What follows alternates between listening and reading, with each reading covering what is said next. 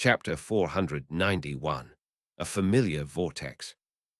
The voice did not just echo out in the mind of Meng Hao's demonic incarnation in the Eight-Branch Alliance, but also in the mind of his true self, which was currently speeding through the air in exactly that direction. Meng Hao's mind in the demonic incarnation trembled, but his expression did not change in the slightest. He turned and walked off slowly. His inspection of the spell formation and his sudden shock was not noticed by any observers. As he walked off into the distance, the divine sense which had latched onto him slowly vanished. Deep in the night, Meng Hao sat quietly in the tent, eyes closed. Sun Dahai was already in a meditative trance.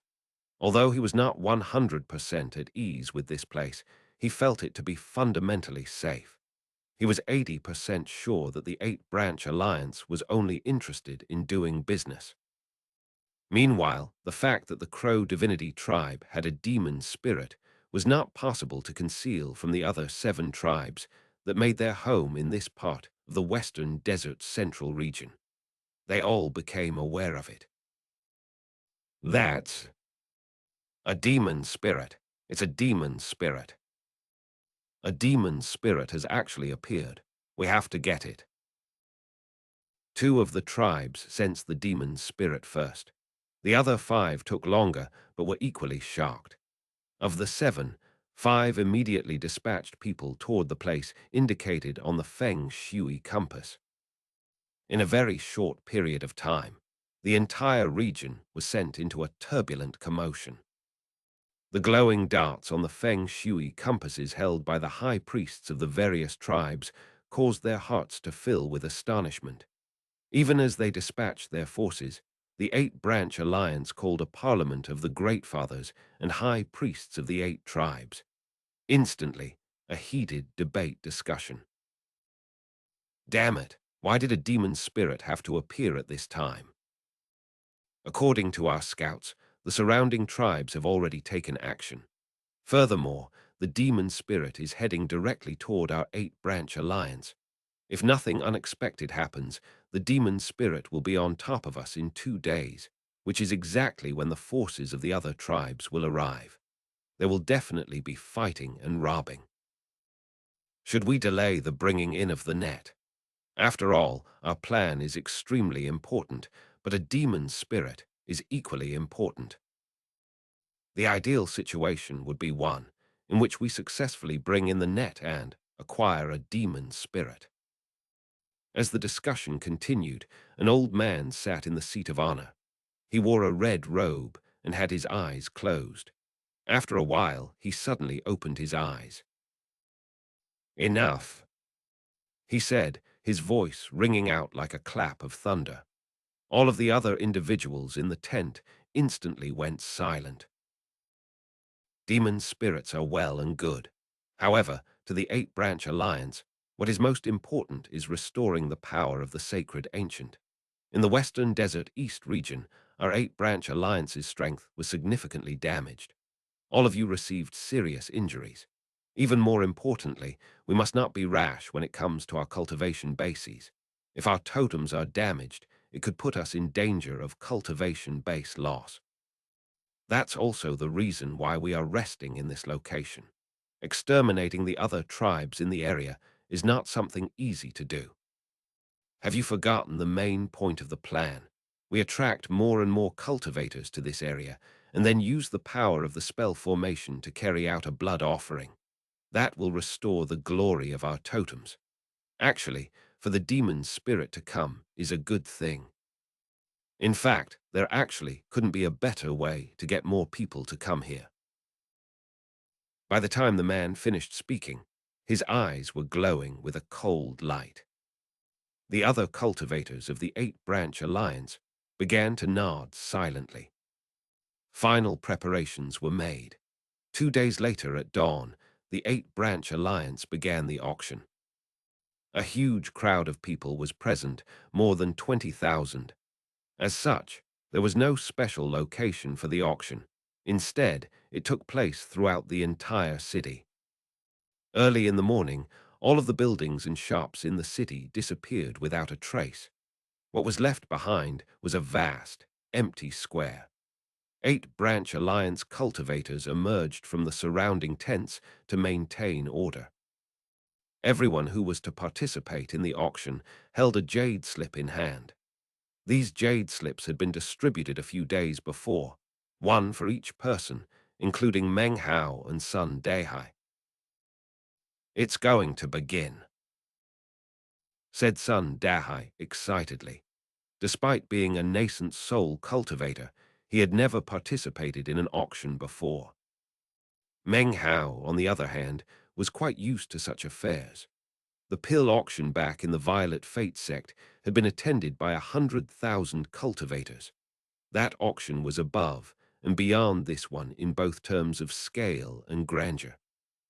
A glowing screen appeared up above, from within which appeared a man. His handsome face was as white as jade. Smiling, he clasped hands and bowed to the thousands of cultivators below. "We meet again, fellow Taoists. I am Dong Hanzi, with whom which many of you are already acquainted, since I presided over the previous 4 auctions. Today's auction is the final auction to be held by the 8-branch alliance. The rules are the same as ever. All of you have a jade slip, which you can brand with a value. That value will appear up here. There's no need to prattle on. Our first lot for the day." As Dong Hanzi's voice rang out, the auction officially began. The first lot instantly caused quite a commotion. Prices branded onto jade slips immediately began to appear on the illusory screen up in the air. The prices instantly began to climb higher and higher. Sun Dahai's eyes went wide as he stared at the prices on the screen. As for Meng Hao, he didn't pay much attention to the auction. Instead, he was looking around the area thoughtfully. Time went by and the excitement in the auction continued to grow. After 4 hours had passed, when it was almost high noon, Dong Hanzi offered up a totemic sacred ancient for auction. It was at this point that the auction seemed to reach its peak. Regardless if it was in terms of values being called out verbally or branded on the jade slips, the price continued to rise shockingly. It seemed relatively chaotic, but order was actually being maintained. By this point, Sun Dahai was thoroughly wrapped up in his excitement. He held his jade slip in hand as he participated in making bids. All of the 20,000 people in the area seemed to be going crazy. Only Meng Hao, his face hidden within the depths of his black cloak, seemed to remain calm. "This demonic chi spell formation really is something," he thought, his eyes glittering coldly. Earlier in the morning, when the auction had just started, he saw the spell formation beginning to operate. By now, it was rotating rapidly, congealing large amounts of demonic chi, then sending it undulating out invisibly to influence the emotions of the cultivators in the area. These undulations were causing the 20,000 participants to slowly act like lunatics. In complete contrast, the cultivators of the 8-branch alliance, who had recently been the shopkeepers and other shop workers, were circulating in the area, cold, mocking smiles on their faces. Suddenly, Meng Hao caught sight of a boundless mist approaching from off in the distance.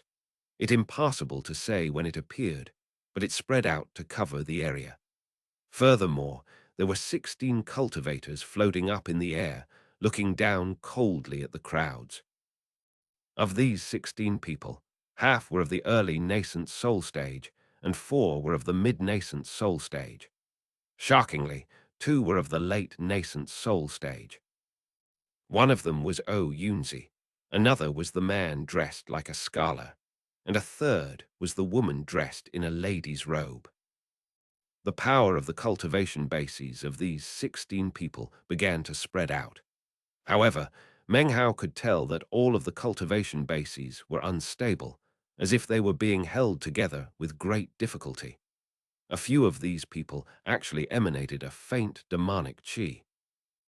Meng Hao's expression was cold after glancing over them and then looking back at Sun Dahai. He suddenly spoke out Sun Dahai's name.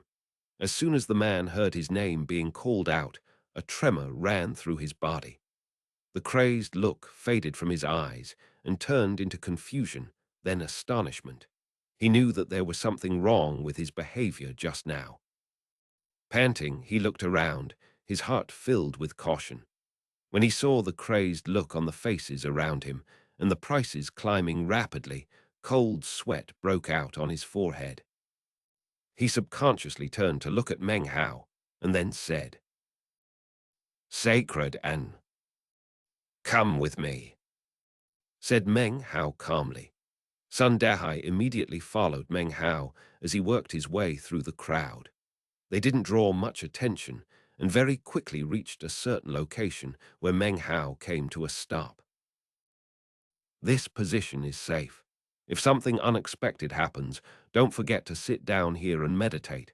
Don't take a single step away." Sun Dahai was a shrewd and astute person. Earlier, he had been under the influence of the spell formation, but now that he had come to his senses, he could sense the strangeness in the area. Having heard Meng Hao's words, he nodded in agreement. He had already decided that no matter what happened, he would not move away from this spot. At the same time, his admiration for Meng Hao grew to even greater heights. He looked at Meng Hao, and although he couldn't see his face within the blackness of his cloak, he could sense Meng Hao's eyes looking toward the center of the trade outpost city.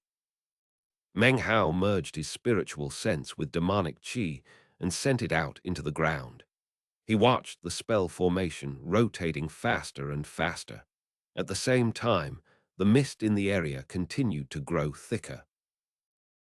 High noon is when the earth is aligned directly with the sun. At this moment of extremes, yin is at its hardest and yang as at its softest.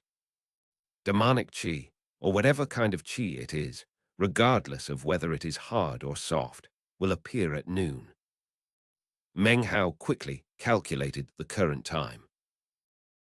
Only 3 more breaths of time. 3, 2, 1. A bright light shone in Meng Hao's eyes as he watched the wildly rotating spell formation cause the mist in the area to churn. At the same time, the ground below began to change color. Now it was red, like fresh blood. Strands of demonic qi began to float up to fill the air. Shockingly, the demonic qi started rotating, transforming into a huge vortex that filled the sky. Of course, Sun Dahai couldn't see any of this. To him, everything seemed normal. The sky was still the sky, and nothing was different. To Meng Hao, however, what he was seeing was shocking to the extreme. As for the 16 cultivators in midair, they were performing incantation gestures. Then, they began to let out growling roars as 16 streams of magical symbols suddenly began to spread out toward the vortex up in the sky. No one could see the gigantic vortex, only Meng Hao. The sight of it was actually somewhat familiar, as if he had seen something similar before in another place. As the vortex spun rapidly, a black hole suddenly appeared in its middle. Within that black hole, another world suddenly became visible.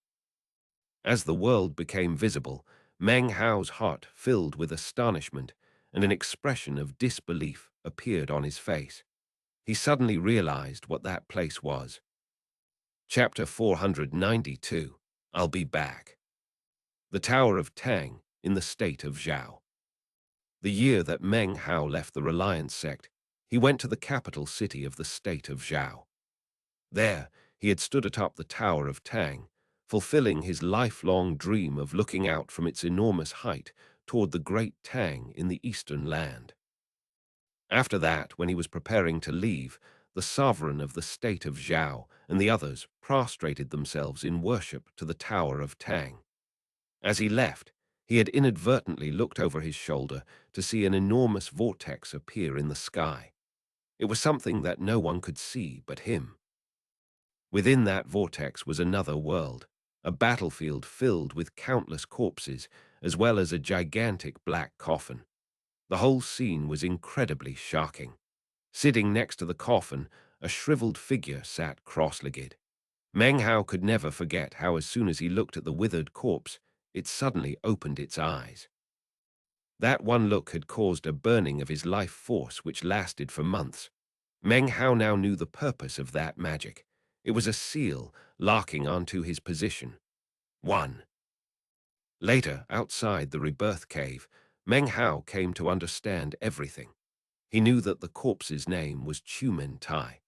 He had acquired immortal shows the way from Chumen Tai and knew that the world in that vortex was actually an ancient battlefield.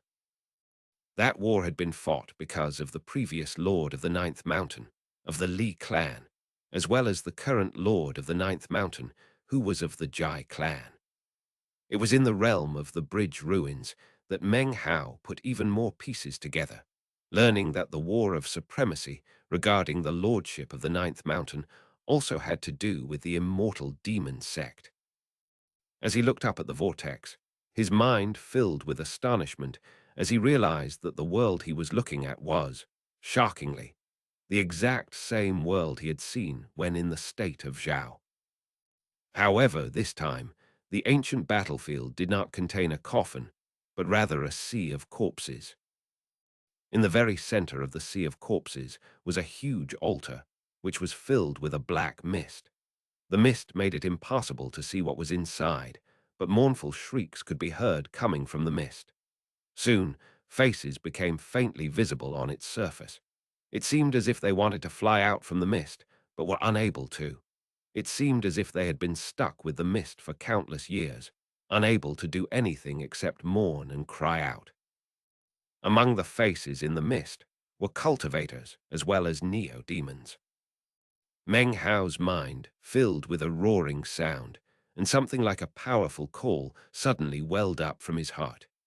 It was actually impossible for him to tell whether this feeling was the black mist calling him, or if it was him calling the black mist. It didn't matter at the moment. Meng Hao's heart and mind trembled as he thought back to the black mist he had seen in the center of the spell formation earlier, as well as what relationship it had with the vortex. It was at this moment that looks of fanaticism filled the faces of the surrounding cultivators of the Eight-Branch Alliance. All of them kneeled down and began to bow toward the vortex up in the sky. Even the 16 nascent soul cultivators up in midair also began to prostrate themselves. At the same time, the redness that filled the ground began to spread out. The mist roiled as it enveloped everyone in the area, including Meng Hao. Vast amounts of demonic qi suddenly began to pour out from within the spell formation. The instant the demonic qi appeared, it poured into all of the cultivators in the area. They continued to act completely crazy, as if they had sunk into some dreamland from which they were unable to emerge. As the demonic qi filled them, their faces twisted and distorted. The demonic qi poured into them, causing their bodies to tremble and their expressions to turn vicious. Meng Hao's eyes glittered. After closer observation, he could see that the demonic qi was actually fusing with the life force of the cultivators. Next, all of these people lifted their heads up toward the vortex. At the same time, the 16 cultivators in mid-air used their incantations to cause the life force fused with demonic qi to shoot toward the whirlpool. It was instantly sucked in and headed toward the black mist inside. The faces in the mist suddenly looked excited and began to consume it rapidly. Meng Hao could clearly see all of this happening. He turned to look at Sun Dahai, who remained sitting cross-legged in that particular position. His eyes were closed, and he was meditating. His position was one of a few in the area that had no demonic qi in it. That location was one of the nexus points of the spell formation. Demonic qi would not enter it, making him temporarily safe. Just what exactly is that mist? Thought Meng Hao. Why do I have this feeling of calling? I can tell that it's not the mist calling me, but rather, somehow I am inadvertently calling the mist. He looked around as the demonic qi continued to pour into the surrounding tens of thousands of cultivators. It merged with their life force and then shot up into the vortex. At the same time, the surrounding tens of thousands of cultivators of the Eight-Branch Alliance began to speak in a bizarre language. The sound of it rose into the air, merging together to transform into sound waves that rolled out in all directions. As their voices sounded out, the mist in the area churned even more violently. More demonic qi shot up into the vortex, causing the faces on the black mist to emit excited roars. The whole scene was incredibly bizarre. That was especially so as the 16 nascent soul cultivators up in the air shouted out excitedly and performed double-handed incantations to produce sealing marks which flew out.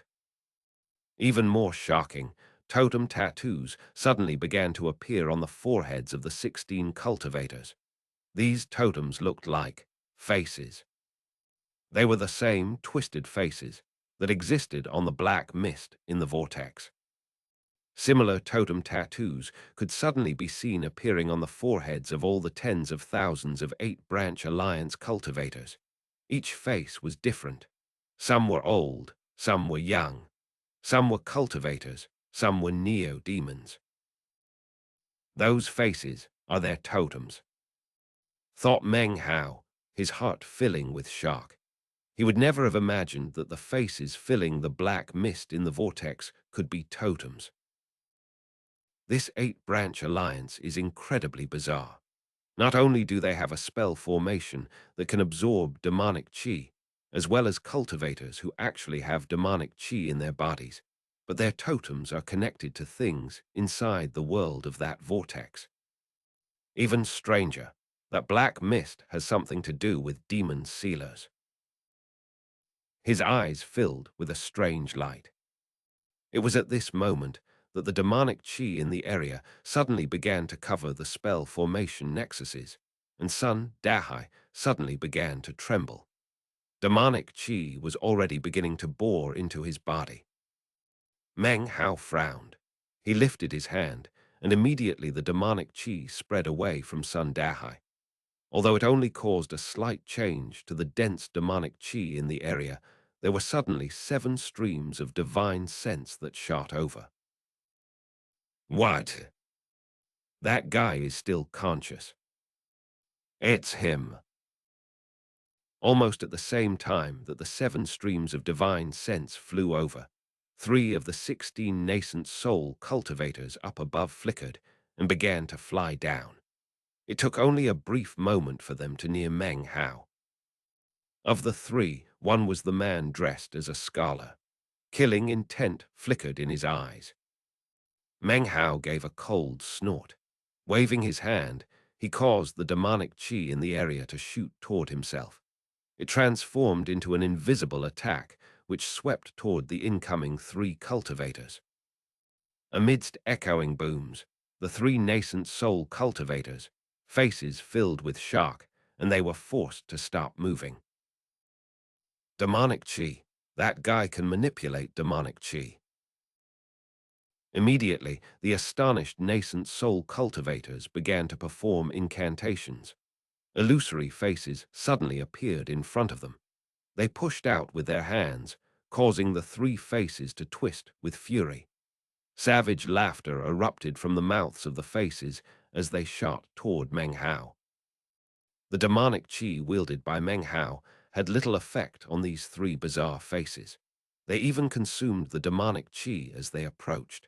Even by increasing the power of the demonic qi attack, Meng Hao was only able to make one of the 3 faces grow a bit blurry and fade away. The other 2 continued to shoot toward him.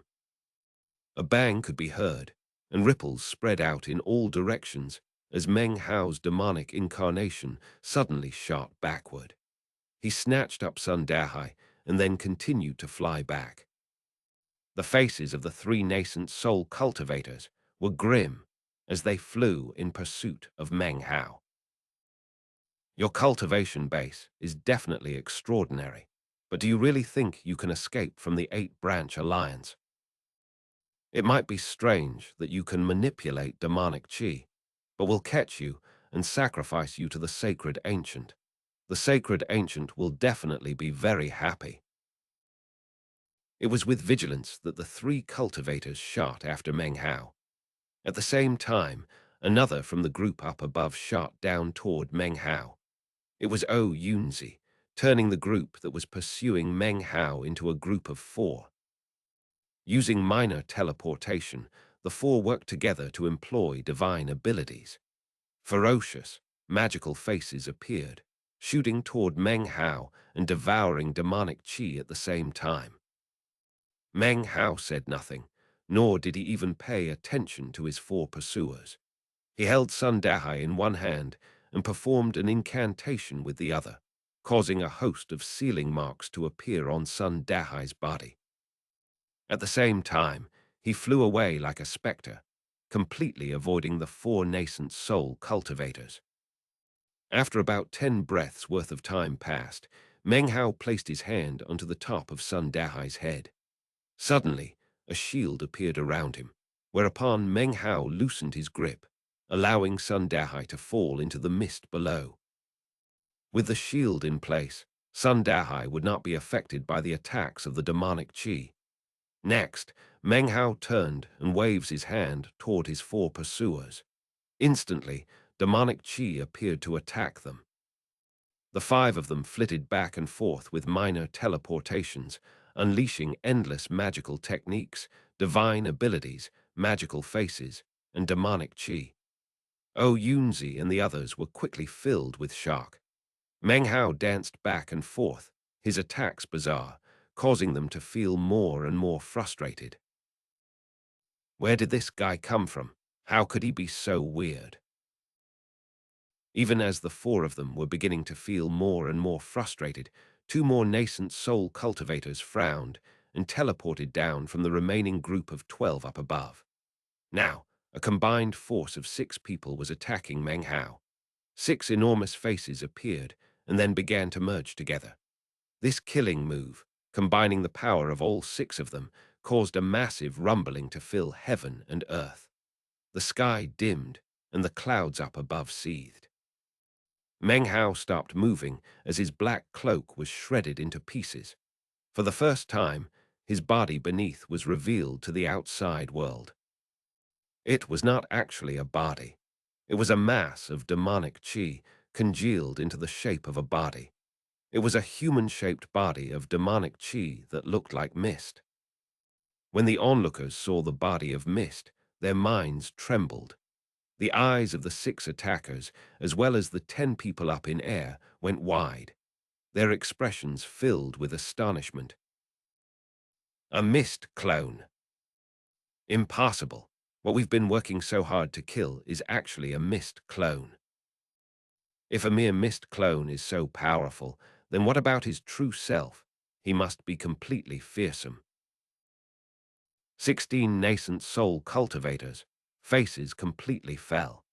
This was especially true of ğÅÉ, whose face went pale when he thought back to his earlier premonition. Meng Hao's misty body began to fade away, but his face was filled with derision and coldness. I'll be back. I'm already here. The first sentence was uttered by the disappearing misty figure. The second echoed out from far off in the distance, causing a rumbling that shook everything. To the people who heard it, it sounded like thunder exploding up into the heavens. Thanks. This chapter was sponsored by gentlemen Christopher Choi, AM, and JB. 1. The events back in the state of Zhao happened in Chapter 59. Chapter 493. I will give you war. The sound echoed out like thunder throughout heaven and earth. As it did, a 3,000-meter-long gigantic viper appeared flying through the air. Standing on top of the viper were several thousand cultivators. Their eyes flickered with cold glows. This was the Crow divinity tribe who, after years of warfare, had been forged into cold-blooded warriors. None of them spoke a single word. From the elderly to the children, All of them wore grim expressions, ruthless and bloodthirsty. They stared out coldly at the cultivators of the Eight-Branch Alliance. It was obvious that there were only a few thousand of them. But when the cultivators of the Eight-Branch Alliance looked at them, they seemed like an army of tens of thousands. The closer they came, the more obvious it was that the Crow divinity tribe was surrounded by a killing intent that could rock heaven and earth. This intense killing intent was an invisible aura that could manifest after countless enemies had been killed.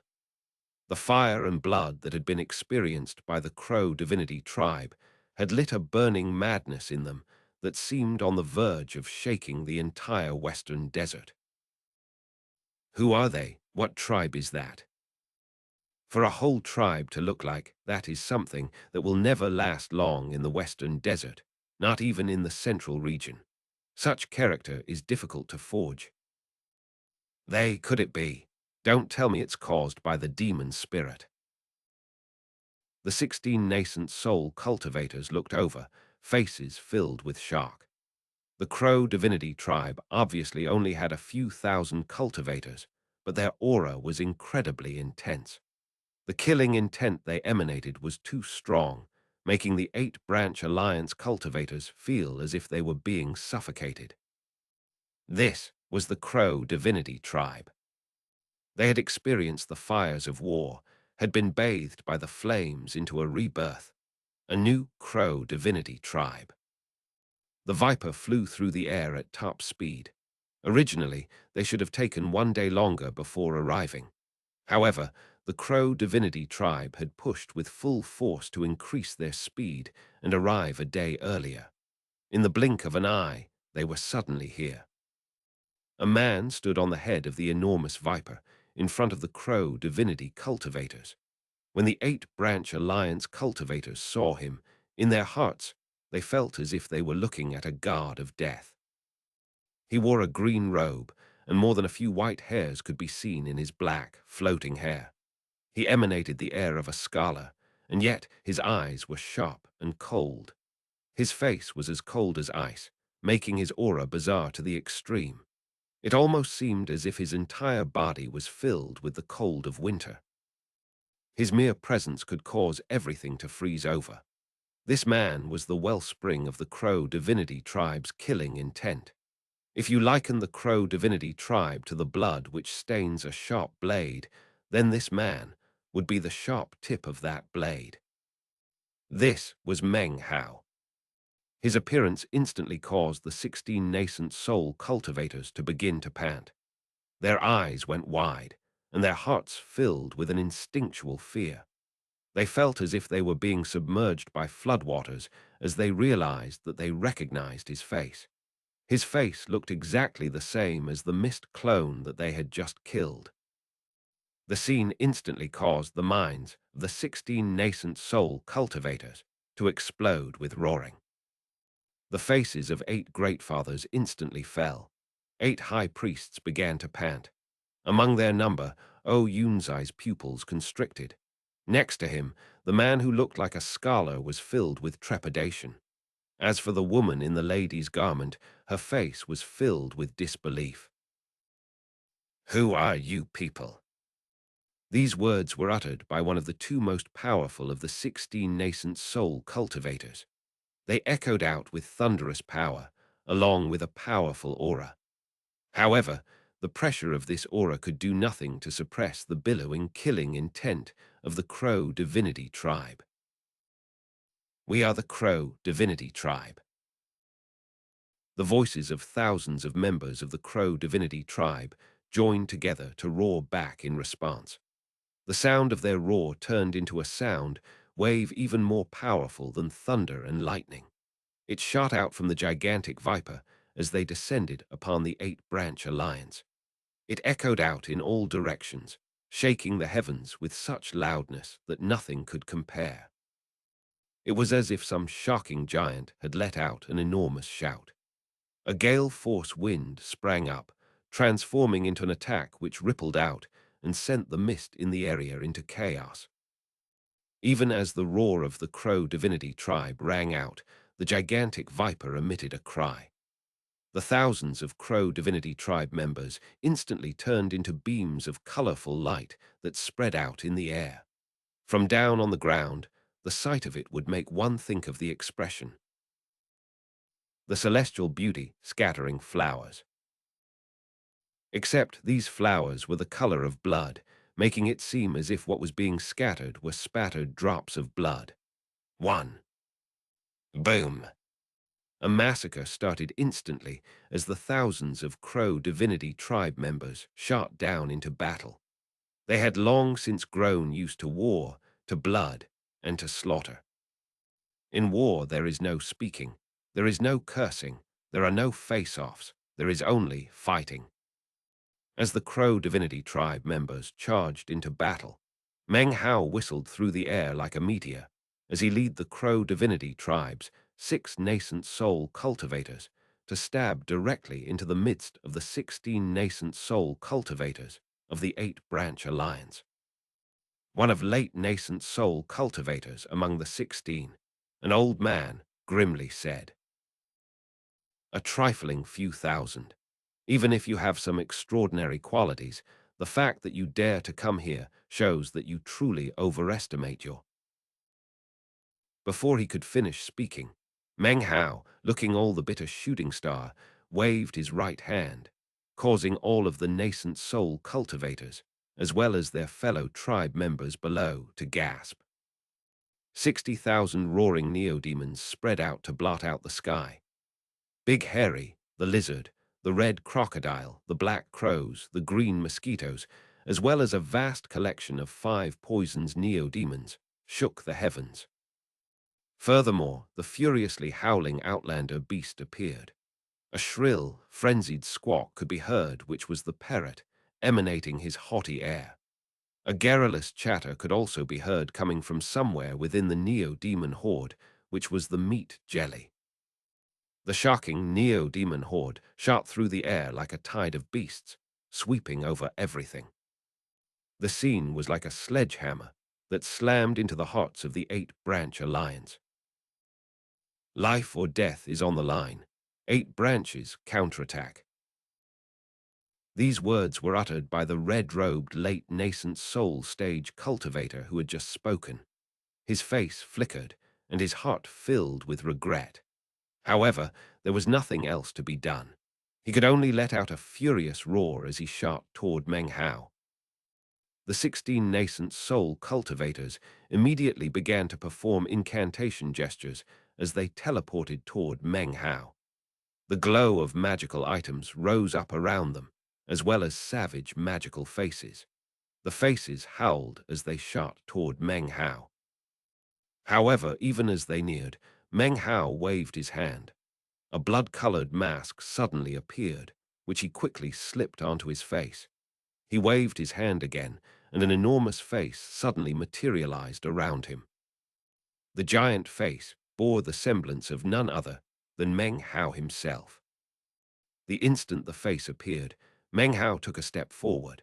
That step caused everything to tremble. The giant, blood-immortal face that now looked like Meng Hao rumbled forward, transforming into a massive attack. Everything shook. Of the 16 nascent soul cultivators, 10 could only watch as their magical items shattered into pieces and their divine abilities were crushed. Blood sprayed from their mouths as they were tossed back like kites with their strings cut. The great circle of the nascent soul stage. Shock filled the faces of these 10 people, and they didn't even have the wherewithal to wipe the blood from their mouths. "You are the ones who killed my clone," said Meng Hao coolly. He continued forward, taking a second step. As he did, the gigantic face appeared again. Its closed eyes suddenly opened, and it seemed to be speaking a single, soundless word. As soon as the word appeared, the other 6 nascent soul cultivators who remained felt blood pouring out of their mouths.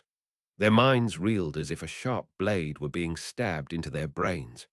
The soundless sound wave passed through their minds, causing their entire bodies to shake. Life force essence was even squeezed out of their nascent souls. "He's halfway to spirit severing," 4 of them coughed up blood as they were sent tumbling backward, bodies shaking. Dread washed over them, and intense astonishment filled their eyes. If you want to do business, Meng Hao will do business with you. If you want war, then I will give you war. Meng Hao's voice was cold as he took a third step. This third step caused flames to spring up on the bodies of the 10 nascent soul cultivators who had been thrown backward moments ago. Writhing black smoke began to emanate off of their bodies. The flames of war were now burning away at their life forces. Even the most powerful of the 8-branch alliance, the 2 old men with the late nascent soul cultivation base, felt their ears ringing. Although they were not sent tumbling back, their minds were filled with waves of roaring, and flames of war appeared on their bodies too. Flames of war unify. The instant Meng Hao spoke the words, a sound like thunder exploding into pieces suddenly rose up. The 10 people who were farthest away emit blood-curdling screams as their bodies exploded. Their nascent souls emerged, fearfully trying to flee at the highest speed they could muster. However, before they could barely move at all, they fell to pieces as if they had been crushed. A cold wind swept over them, and they disappeared. Oh, Yunzi, the man dressed like the scholar, and the woman in the lady's robe all felt their bodies collapsing in a cloud of blood and gore. Their nascent souls managed to flee off into the distance, where they looked back toward Meng Hao, shaking with fear, their eyes filled with despair. The 2 old men of the late nascent soul stage had the highest cultivation bases, but even they coughed up blood and fell backward, bodies shaking as they did their best to prevent from exploding. Their tens of thousands of fellow tribe members had originally occupied a position of superiority, but facing up against 60,000 neo-demons caused them to immediately begin to suffer defeat after defeat in the fighting. They had their own neo-demons, of course. However, like Meng Hao's Crow Divinity tribe, his neo-demons had experienced figurative foul winds and rains of blood. Furthermore, they had been bolstered by Meng Hao's demonic qi on multiple occasions. The neo-demons of the 8-branch alliance simply couldn't compare. Mournful cries filled the air constantly. The land was soaked with blood. Facing up against the Crow Divinity tribe, the 8-branch alliance despairingly found that they were incapable of fighting back. Regardless if it was terms of aura or cultivation base, they were weaker. When it came to the coldness and bloodthirstiness of the Crow Divinity tribe, that was something that only the elite members of great tribes would have. And yet, every single member of the Crow Divinity tribe was like that. It was something the cultivators of the 8-branch alliance had never seen or even heard of. They couldn't even imagine that in the great lands of the Western Desert, a tribe like this could possibly exist. This is a battle tribe. It was in this moment that Meng Hao's words from moments ago once again echoed out within the minds of the 8-branch alliance cultivators. If you want war, I'll give you war. Thanks. This chapter was sponsored by xianxia. 1. This is a Chinese idiom that comes from a Buddhist story of a celestial immortal woman who throws out flower petals to test the moral character of Buddhists. Later, it came to be used to describe things floating in the air. There is some really cool wordplay here because the word for spattered drops of blood is literally blood flowers. There are lots of artistic depictions, which you can see here. Chapter 494, I am Lonelitum. In the very moment that the slaughter began, when 10 of the 16 nascent soul cultivators were killed, 2 of the remaining 6, the retreating late nascent soul old men, exchanged a glance. Their eyes were bloodshot, and they could see the frenzy in each other's eyes. They both performed incantations, spit out blood, and the pointed down toward the ground, their expressions savage. Activate the spell formation. Instantly, a deafening roar could be heard coming from the ground. The mist roiled, and the 20,000 auction participants surrounded by the mist began to wither rapidly. Their life force was still being congealed into the demonic qi. Suddenly, bands of bright light started to appear on the ground. The bands bent and twisted, and then suddenly connected together to reveal an enormous spell formation. It was exactly the same spell formation Meng Hao had observed earlier, although previously it had been formed only of demonic qi. As it became visible, a column of black mist suddenly shot up in the exact center. One of the 8 branch alliance's late nascent soul cultivators shouted, "Crow divinity tribes, since you're looking to die, then the 8 branch alliance will help you achieve your aim. Henceforth, there will be no Crow divinity tribe in the western desert. All of you will be destroyed in spirit and body. You will be expunged." A roaring sound filled the air as the black column shrank in on itself and transformed into a black figure. "Sacred Ancient," said the second late nascent soul cultivator, his face covered with a vicious expression. "Please exterminate these people. Expunge this tribe." At the same time, totem tattoos depicting faces appeared on the foreheads of all the 8 branch alliance cultivators on the ground. There was one expression that covered each and every one of those faces. Oh. All the totemic faces were filled with intense awe, as well as enmity. Clearly, though, no matter how much hatred they felt, they were incapable of not feeling deep awe for the figure which had coalesced out of the black column of mist. Tens of thousands of voices suddenly caused heaven and earth to shake. "Sacred Ancient, please, let your projection come to exterminate these people. Expunge this tribe." The figure that had congealed out of the mist floated in midair. At first it looked blurry, but its features quickly clarified into that of a middle-aged man wearing a black robe. His face was expressionless, and he exuded an archaic aura. After having appeared, he flickered back and forth between being clear and being blurry. Sometimes he would even momentarily disappear before becoming clear again. This flickering back and forth caused all the cultivators who looked at him to have a very strange feeling. Their hearts were filled with disorder, and their eyes felt stabbing pain. Meng Hao took a deep breath. As of this moment, the calling inside of him grew incredibly strong. Furthermore, the demon sealing jade inside of his bag of holding was beginning to shake. Meng Hao was well aware that this figure was what had been concealed in the center of the spell formation, and was also what had elicited the reaction from the demon's sealing jade. The black-robed man turned his head, and his eyes came to fall upon Meng Hao. Instantly, Meng Hao's mind filled with a roaring sound, and his vision swam. He no longer saw the western desert. Instead, he stood in a world with a red sky. He was in the middle of a battlefield, surrounded by wailing and shouting.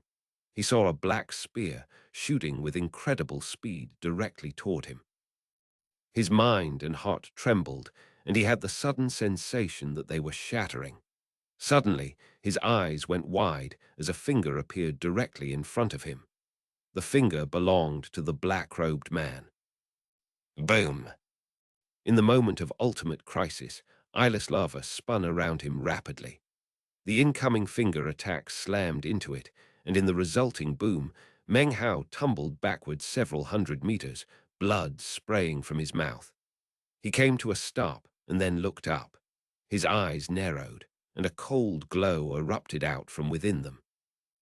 At the same, up in the invisible vortex, in the world filled with corpses, the black mist on top of the high altar suddenly began to churn.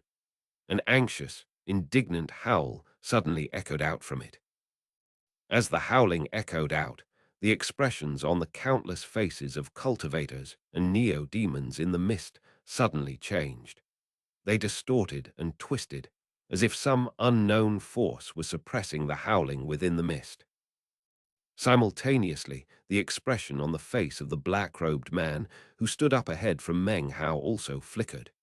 He looked up toward the vortex, his eyes flashing. Then he looked back toward Meng Hao, and a strange glow could be seen in his eyes. It appeared to be a look of disbelief. Even more than disbelief, there was apparently an unprecedented excitement and greed. At the same time, one of the remaining 6 nascent soul cultivators up in midair, an old man of the mid-nascent soul stage, having seen Meng Hao forced back by the black-robed man's finger attack, excitedly shouted, "Sacred Ancient, please exterminate this vicious, cruel cultivar." Before he could finish speaking, the black-robed man's right hand suddenly shot up to form a claw, which he pointed toward the mid-nascent soul stage cultivator. The old man suddenly disappeared. When he reappeared, he was shocked to find that the black-robed man's hand was wrapped around his neck. "Pipe down," said the black-robed man, his voice cool. He squeezed his hand, and a cracking sound could be heard. The mid-nascent soul stage cultivator's eyes went wide as his body instantly withered up. His life force was sucked out by the black-robed man, and in the blink of an eye, he was transformed into nothing more than a desiccated corpse. His eyes were wide open the entire time and filled with confusion. In the end, a poof could be heard as his body transformed into black ash. He was completely dead, in both body and spirit. "He is not someone you qualify to dishonor with your words," said the black-robed man, his voice soft as he looked at Meng Hao. Everything suddenly became quiet. The Crow Divinity Tribe members and neo-demons all began to back up. The 8-branch alliance cultivators were stupefied. Suddenly sapped of their will to fight, they edged backward. All eyes were now upon Meng Hao and the black-robed man, both of whom floated there in midair. The remaining 5 nascent soul cultivators of the 8-branch alliance had pale faces. In their recollection, the sacred ancient never seemed to possess consciousness. His incisive attacks were almost like that of a puppet. He also never spoke. But today, not only did he speak, but his expression had changed, and he even seemed to be showing emotion. This was beyond anything they had ever imagined, completely unprecedented. They were scared witless and couldn't help but back up. The black-robed man smiled and continued, "Isn't that right, exalted demon sealer?" His smile was filled with savagery as well as excitement. The excitement apparently made the flickering of his body even more intense, causing him to look even more bizarre. The black mist on the altar within the vortex once again churned. The howling sound grew more furious, as if something wished to burst out from within the mist. Despite that, the faces still seemed capable of suppressing it. Meng Hao's expression was the same as ever, but inside he was trembling as if great waves were slamming against his heart. What was the most shocking of all to him was that he had finally run into someone who instantly recognized that he was a demon sealer. "Who are you?" asked Meng Hao, staring at the man. "Who am I? You're asking me who I am." The black-robed man stared in shock for a moment and then suddenly laughed. It was an uproarious laughter filled with excitement, as well as a greed that even the cultivators of the 8-branch alliance could also see. "You're actually asking who I am?" he asked, continuing to laugh. "You don't recognize me. Don't tell me the first-generation demon sealer severed the legacy. Don't tell me." Suddenly, an arrogant squawk could be heard from behind him. "Don't tell me nothing, bitch." A multicolored blur suddenly appeared, which headed straight toward the rear end of the black-robed man and shot directly through. A pop could be heard as the parrot suddenly appeared on Meng Hao's shoulder. It glared fiercely at the black-robed man. "You're just a devil construct, bitch. Damn it. Bitch, Lord Fifth hates devil constructs." Not willing to be outdone by the parrot, the meat jelly, who was still in the shape of a bell attached to the parrot's foot, suddenly cried. Lord Third also hates devil constructs. All devil constructs should be converted. The black-robed man stared in shock. He looked down at his misty body and then looked back up, his eyes filled with the desire to kill. It was at this point that another furious cry could be heard from behind the black-robed man. Outlander.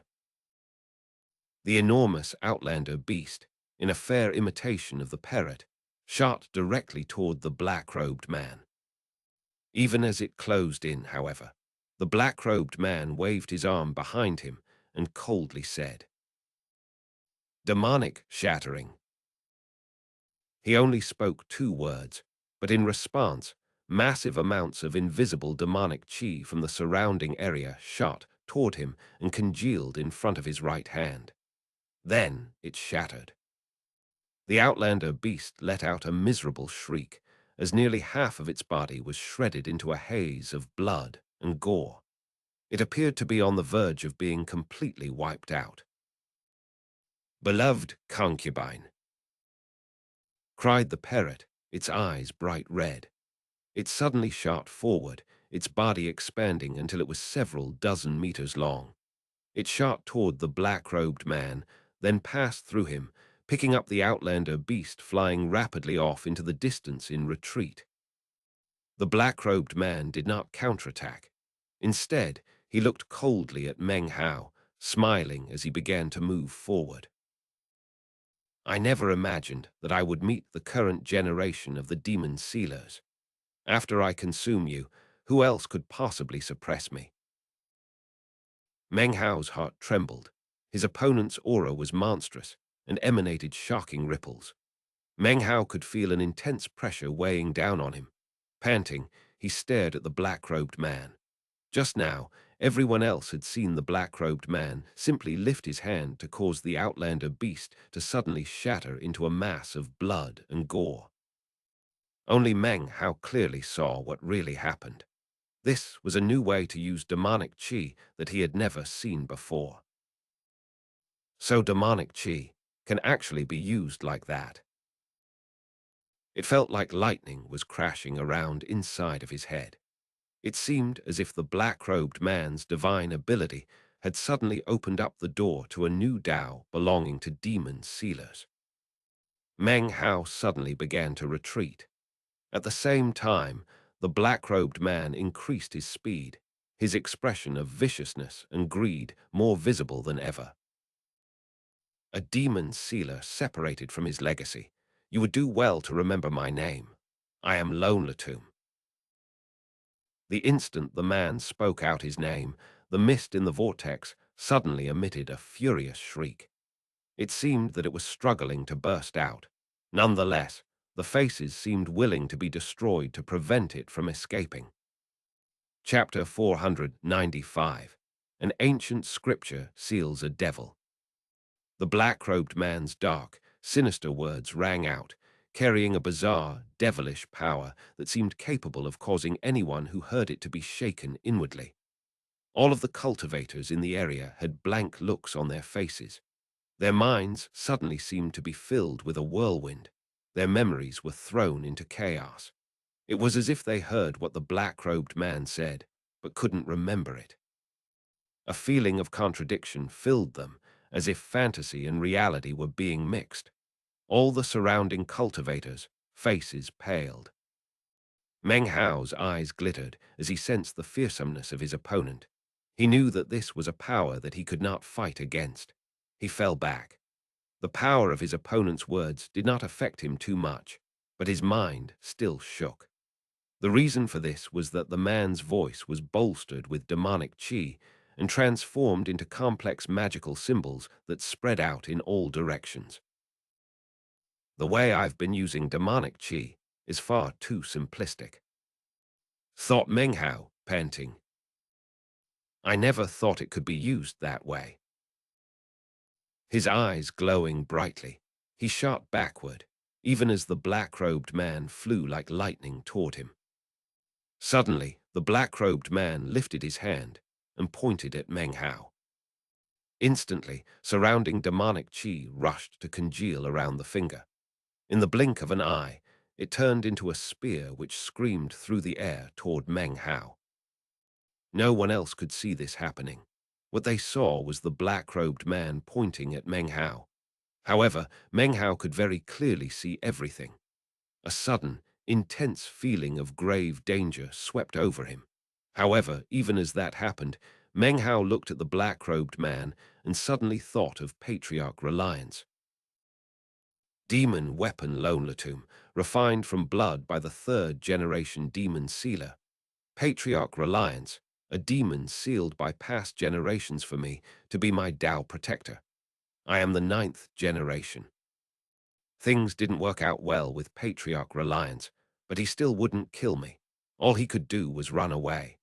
This demon weapon refined by the third generation demon sealer wants to consume me so that he can live forever. This situation seems different than that of Patriarch Reliance, but actually it's fundamentally very similar. Meng Hao took a deep breath and then began to speak. Ancient Tao, tenacious desire to seal the heavens, benefaction for all in the mountains, inevitable Tao tribulation of the 9 mountains and seas, perennial will. He uttered the words of the scripture with a strange, demonic cadence that gave birth to bizarre ripples.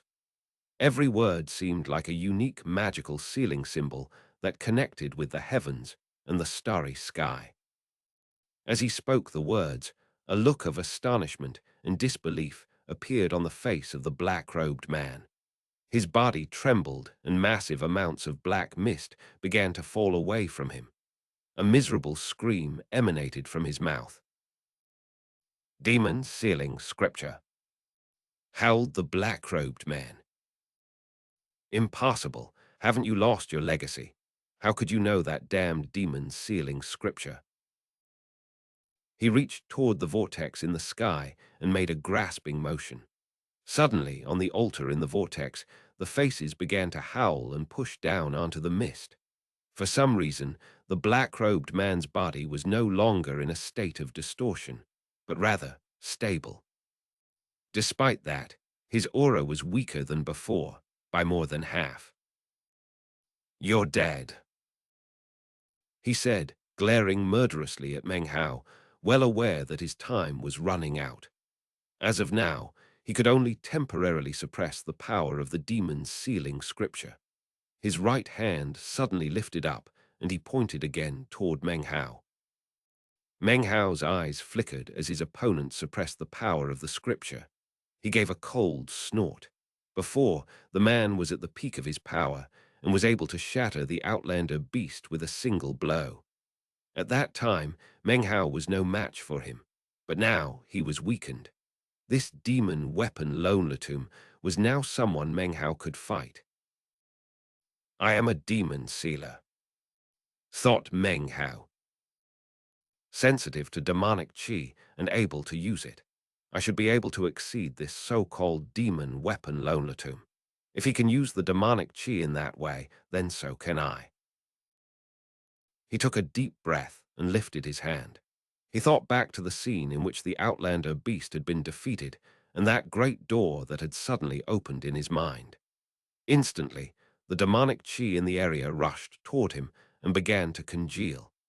A rumbling sound could be heard as it suddenly slammed into the demonic qi spear that was closing in on him. As the explosion rang out, Meng Hao was sent tumbling backward, blood spraying from his mouth. After he came to a stop, he coughed up 3 mouthfuls of blood. His face was pale, but he was laughing. Although his ability to control demonic qi was not as refined as that of his opponent, he had now achieved a new understanding. "Bring it on," he said, his eyes shining brightly. As he floated there in midair, he lifted his right hand, causing more demonic qi to rush toward him.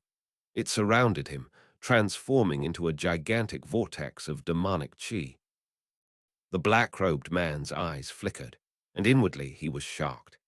He never imagined that his opponent would be able to learn something new and then make so much progress in such a short period of time.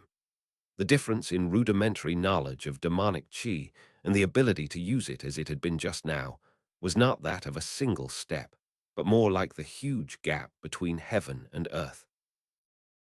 With powers of insight like that, you deserve to be called a demon sealer. But if you want to learn how to control demonic qi from me, too bad. I won't give you the chance. I don't have to use demonic qi to kill you. I can slay you with only 3 forms of my divine ability.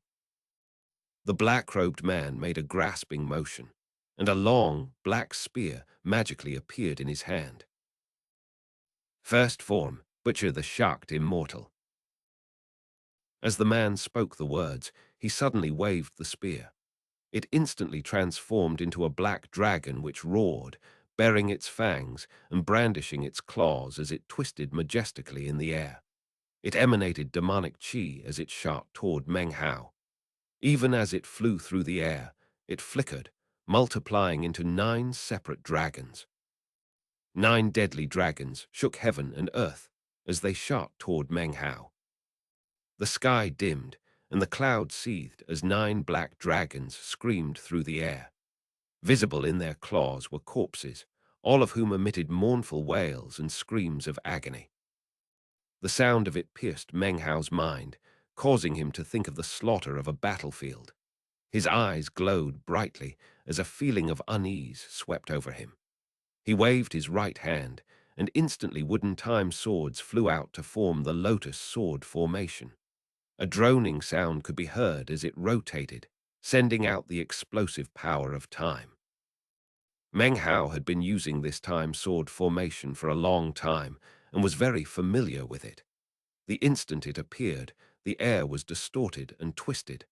Time changed.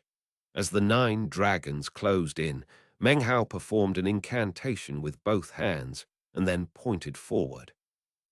The lotus time formation blossomed into the image of a lotus, which shot toward the 9 dragons. A huge boom could be heard. Time termination. He cried, biting his tongue and spitting out some blood. He waved his hand, causing the blood to transform into a blood mist which shot toward the lotus time formation. This hot blood caused the time power of the sword formation to instantly explode out. At the same time, Meng Hao slipped on the blood-colored mask, causing a red glow to flicker into being. Next, 4 wooden swords flew out. These were the swords that ğÄE had referred to as immortal murdering swords. The 4 wooden swords shot forward, merging into the lotus sword formation. Instantly, a powerful killing intent radiated out. These dragons must die. A rumbling sound filled the entire sky, and Meng Hao's body trembled as he retreated backward. The lotus sword formation fell about, and the 4 wooden words were sent spinning. However, the 9 dragons also exploded, shattering into countless pieces. Second form, reincarnation extermination. A mysterious glow appeared in the eyes of the black-robed man. His body shot back as he waved his right hand. The black spear instantly transformed into a black beam of light, which shot at incredible speed toward Meng Hao.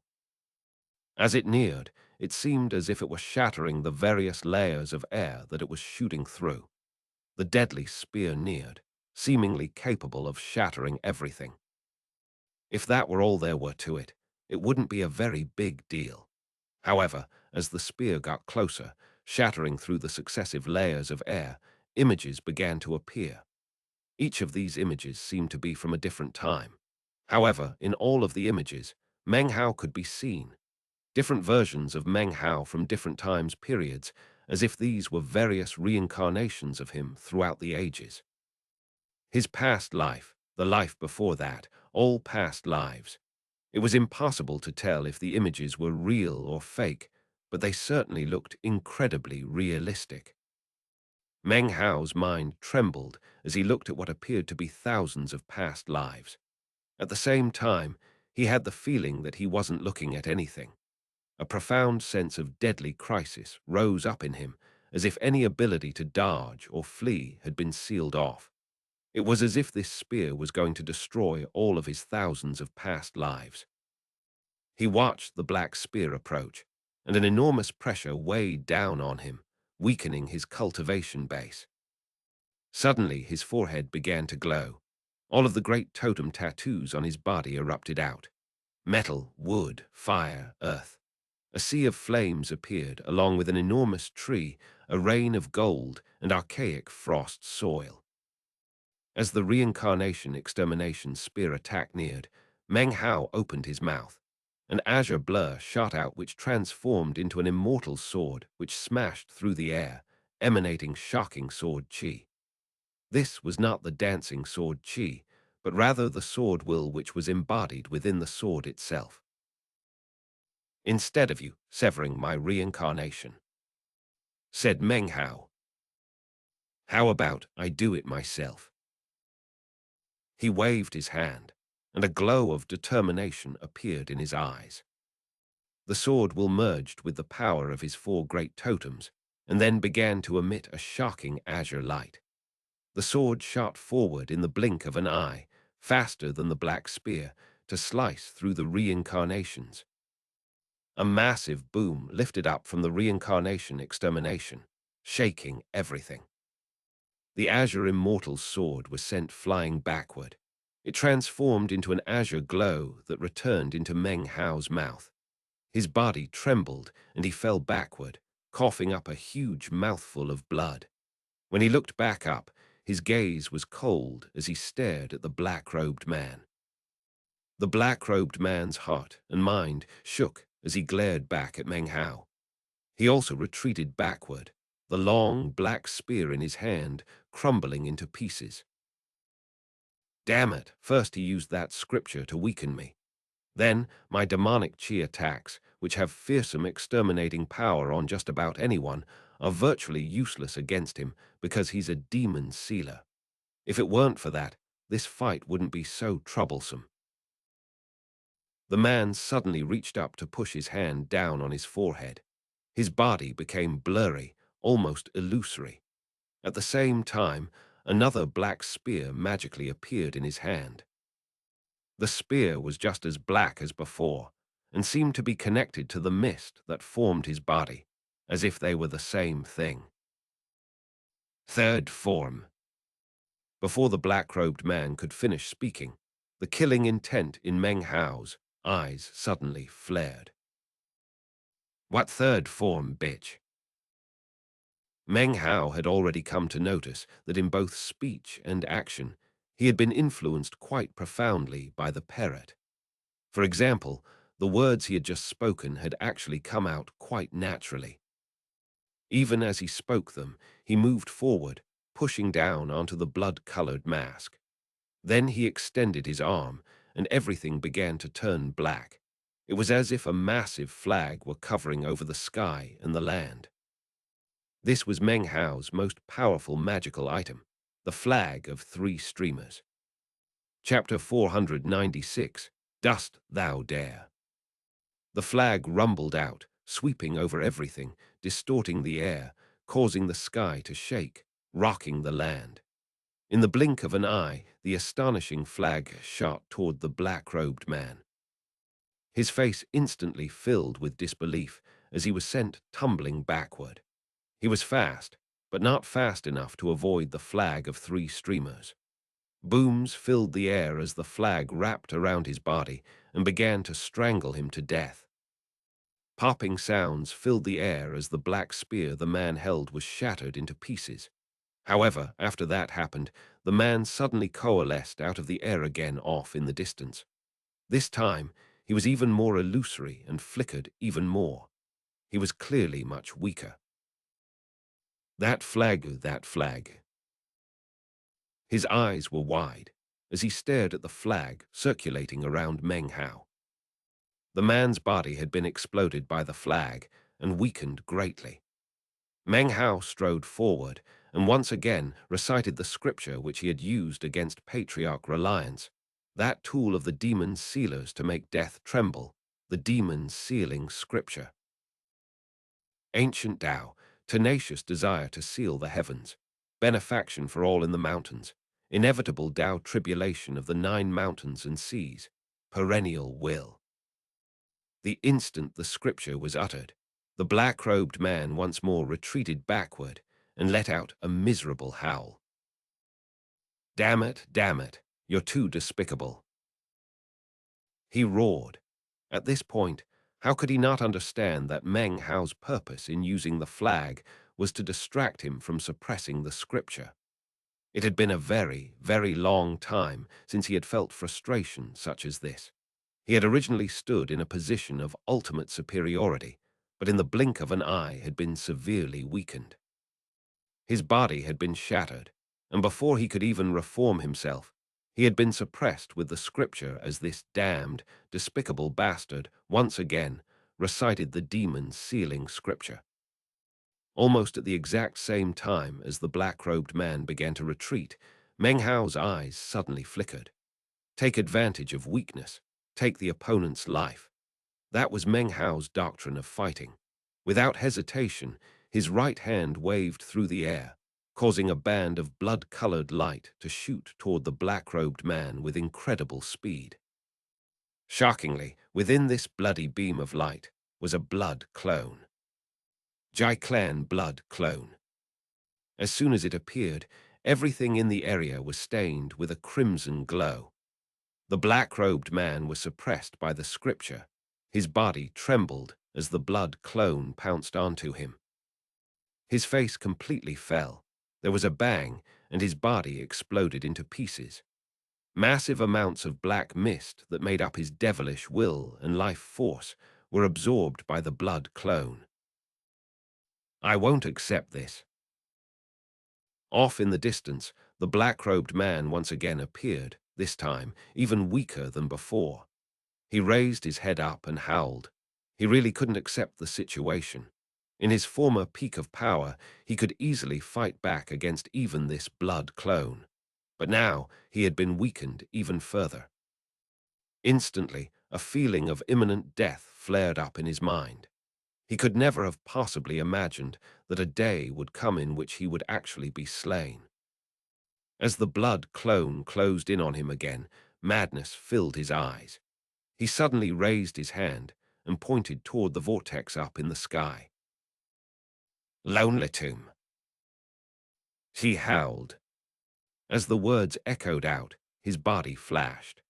At the same time, the mist on the altar up in the vortex began to roil.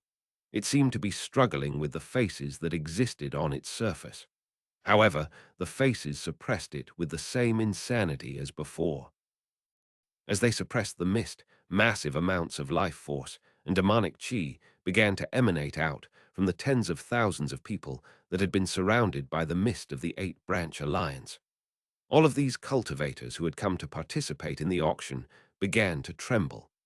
Their bodies withered, and they aged rapidly. Their life force oozed out from their orifices to merge with demonic qi, which then shot toward the whirlpool. The life force of tens of thousands of people transformed into countless bands of qi which shot into the whirlpool. After it was madly consumed by the faces, suddenly, nearly half of the faces suddenly shot out from within the mist. They charged out from within the vortex, shooting through the sky toward the black-robed man. As they left the vortex, the mist on the altar began to emit intense howls. It was as if there was something inside struggling madly to break out from being sealed. In the blink of an eye, the faces reached the black-robed man and began to circulate around him. They were filled with cruelty, madness, and a thirst for blood as they fused into the black-robed man. As they did, his aura rose up, increasing with shocking intensity. A billowing black aura roiled, filled with massive amounts of vicious faces. Each one of these faces was a totem toward which the 8-branch alliance cultivators exercised faith. I am Lonelatum. I am a devil construct. I am demon weapon Lonelatum, formed from the grievances of the lives I have exterminated throughout the countless years, a devil construct. Lonelatum destroys, the devil construct rises. A strange light shone in the eyes of the black-robed man. His aura suddenly exploded out, and black chi filled the area. The Jai clan blood clone suddenly stopped in its tracks, staring at the black-robed man. It seemed to have sensed something threatening. Meng Hao took a deep breath, and a look of unprecedented concentration appeared on his face. It was at this moment that suddenly beam after beam of colorful light appeared off in the distance. Suddenly, tens of thousands of cultivators suddenly appeared. These were the cultivators from the local tribes that were after the Crow divinity tribe to rob its demon spirit. After they appeared, their killing intent soared to new heights. However, when they saw the condition of the battlefield, they couldn't help but gasp and suddenly grow silent. Their eyes were instantly fixed on Meng Hao and the black-robed man who was billowing with a massive black aura. "Die!" cried the black-robed man, taking a step forward. He lifted his right hand, causing the black chi to seethe, and then transform into an enormous, ferocious face which shot toward Meng Hao. At the same time, more black chi swirled out and shot toward the blood clone. Meng Hao slipped the blood-colored mask back on. A glint of determination could be seen as he took a deep breath, flashed an incantation gesture with this right hand, and then pointed out. Without a face. An equally large face suddenly appeared, which was none other than the blood immortal divine ability. It was Meng Hao's own face, which shot through the air toward the face of Black Chi, which was formed from countless smaller vicious faces. Shocking rumbling filled the air as Meng Hao spoke again. A single word. Instantly, the lips of the face he had summoned began to move. Sound waves rippled out. Flames of war unify. He lifted both hands up and then pushed them toward the ground. Immediately, smoke rose up in all directions, along with something that looked like the flames of war. This was the third form of the blood immortal legacy. Amidst the booming sounds, Meng Hao's eyes shone with a brilliant light. "I need your faith power," he cried out. One by one, the members of the Crow divinity tribe began to kowtow. The totem tattoos on their body, which were part of Meng Hao, began to glow with light.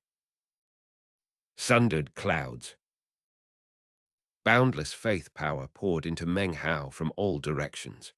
It exploded in intensity, allowing Meng Hao to utilize something he had never used before, the fourth form of the blood immortal legacy. The sundered clouds from. Sundered clouds, a bloody rain, seas that cover the sky. Sundered clouds, clouds that were once whole but then sundered. The power of these sundered clouds would give rise to a wind of sundered clouds that could crush heaven and earth. This power clearly vastly exceeded that of the first three forms of the blood immortal legacy. The shocking intensity of the power caused countless layers of clouds to suddenly spring out around Meng Hao. They spread out, causing a thick fog to fill the entire area.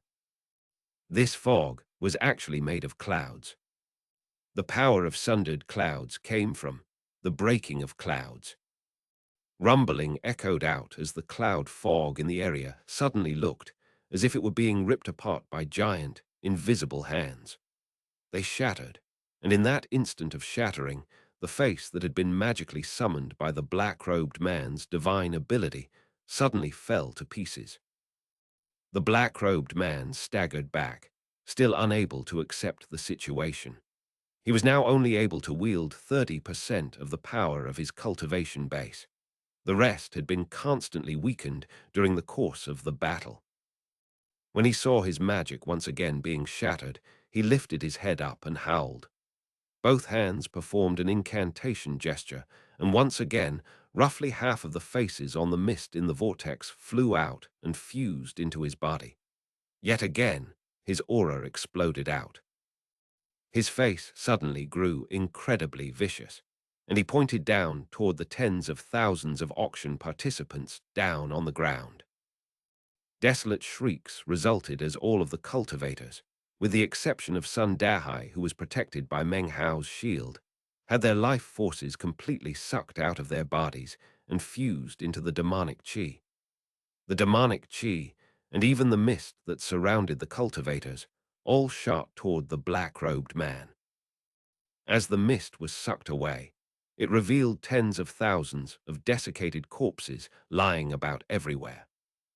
The black-robed man howled as the mists fused into his body, causing his cultivation base to begin to recover.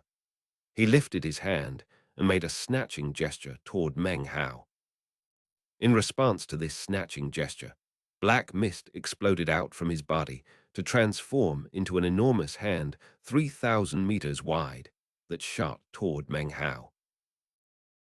"A bloody rain," said Meng Hao, performing a double-handed incantation gesture.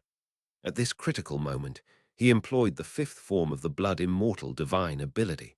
Under Meng Hao's control, the blood clone exploded, transforming into countless beams of bloody light that shot toward Meng Hao. They fused with the bloody rain that Meng Hao had just summoned, causing the entire area to actually rain with blood. Every single drop in this monstrous rain of blood was filled with the power of the blood immortal divine ability. It all shot through the air toward the mist hand summoned by the black-robed man. The sight of it caused everyone in the area to be shocked to the core. A boom rang out that could be heard for tens of thousands of kilometers in every direction. Blood sprayed out of Meng Hao's mouth as he was sent tumbling backward. His divine ability collapsed. The bloody rain flew out in all directions. The blood clone was now listless.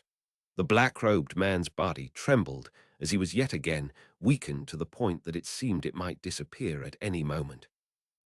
Because he had been weakened by the scripture, this battle was turning out to be quite challenging. However, victory was in sight. His face twisted savagely. He went all out, causing another black mist hand to shoot toward Meng Hao. "Die, demon sealer." It was at this exact moment that "Devil construct, dost thou dare?" An enraged voice echoed out like thunder, seemingly containing the might of the heavens. It came from within the world of the vortex, like a raging torrent emerging from within the black mist on the altar. As the voice exploded out, the remaining faces that were trying to suppress the black mist suddenly emitted miserable shrieks. They instantly collapsed into pieces, causing the mist to suddenly spread out in all directions to reveal a pale white spear that was stabbed into the middle of the altar. This spear was the true demon weapon Lonelatune. This chapter was sponsored by Extreme GTP, Austin Kuhn, Anisha Teisbone-Enkamp, Yuqiang HSU, and Max Bro. Chapter 497, Devil Weapon. The spear stabbed into the altar was roughly 10 meters long. Its name was Lonelatune. Demon Weapon Lonelatune. Refined from blood by the third-generation demon sealer, it was impossible to say how many cultivators and how many ancient demons had been transformed into a sea of blood by this spear. The length of ordinary spears could not compare to the length of this spear. It was completely pale white, as if it were constructed from bones. There were no decorative patterns on its surface, no magical symbols. The only thing that could be seen were faint marks that looked like blood vessels, making its appearance very bizarre. An indescribable aura emanated out from the long spear, shaking heaven and earth. It caused the mist in the world of the vortex to tremble. The aura emanated out from the vortex into the western desert. Amidst the rumbling drone, the spear did not move. It seemed as though it could not leave the world of the vortex. However, a beam of pale white light shot out from it as fast as lightning. In the blink of an eye, it shot out from within the world of the vortex. In that instant, the black-robed man's face fell. His body trembled violently as countless faces burrowed out from within him. All of these faces wore unprecedented expressions of awe and terror. Countless screeches could be heard, rising up into the sky. The pale white light neared with indescribable speed, piercing through the black hand that was shooting toward Meng Hao. In that instant, the shocking, powerful hand of black mist acted as if it had just been slammed into by fire.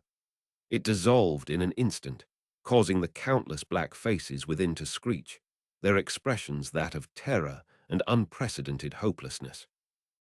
In life, they had been killed by this spear.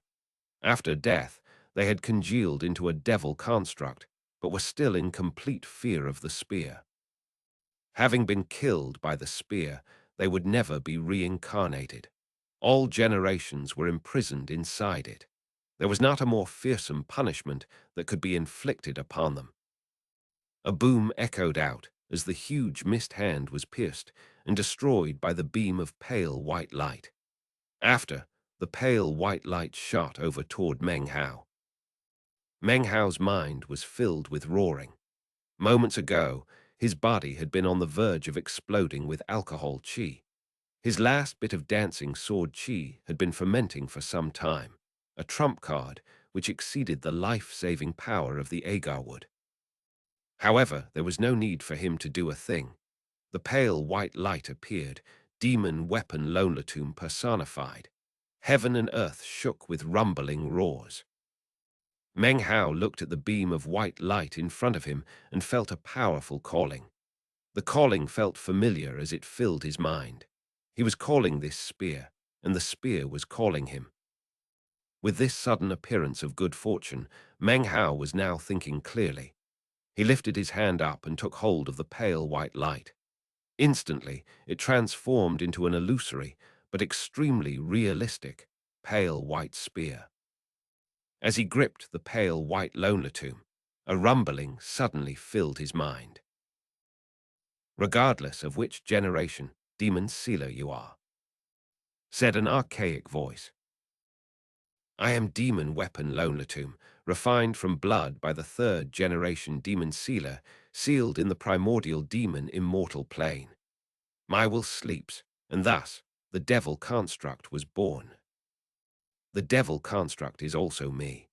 As for my life, from the moment I was forged, it was determined that I would have a total of 9 masters. From the first generation demon sealer to the 9th, these were to be my masters. Whichever generation you are, come to the primordial demon immortal plane. I'm waiting for you here. The third generation demon sealer completed his ancient Tao and broke through the 9 mountains and seas. However, in that moment, he was buried in the starry sky. As for his death, there are clues that have been left behind that relate to a shocking secret. His legacy is here with me. I can't hold on for very long. You must come here. At the moment, I am only capable of sending out this small bit of my life will. In a moment, I will return to my slumber and conserve my will. I will wait for you or other demon sealers to come. Exalted demon sealer, grasp my life will, recite the ancient demon sealing scripture, and subdue this demon construct. It will be your way of communicating with me in the primordial demon immortal plane. If you are unable to come to the primordial demon immortal plane in this life, then pass this spear down as a legacy, all the way to the 9th generation demon sealer. Before the 3rd generation demon sealer died, he said that the 9th generation demon sealer, if he is not killed, will be the pinnacle. He will have the chance to defy the heavens and change fate. He will be the last ray of hope for the great 9 mountains and seas. The voice sounded weak as it echoed out in his mind. Within his bag of holding, the demon sealing jade began to shudder, as if it could feel the death of the 3rd generation demon sealer. A sense of grief suddenly emanated out from it. As the sound faded away from Meng Hao's mind, he slowly looked up. I am the 9th generation. As he spoke the words, his eyes shone with a strange light as he looked over at the black-robed man, who was retreating in astonishment. Ancient Tao, tenacious desire to seal the heavens, benefaction for all in the mountains, inevitable Tao tribulation of the 9 mountains and seas. He spoke the words slowly, and as he did, he raised up the pale white spear. A white glow surged out of it which stabbed toward the black-robed man. Meng Hao's voice was filled with strange power.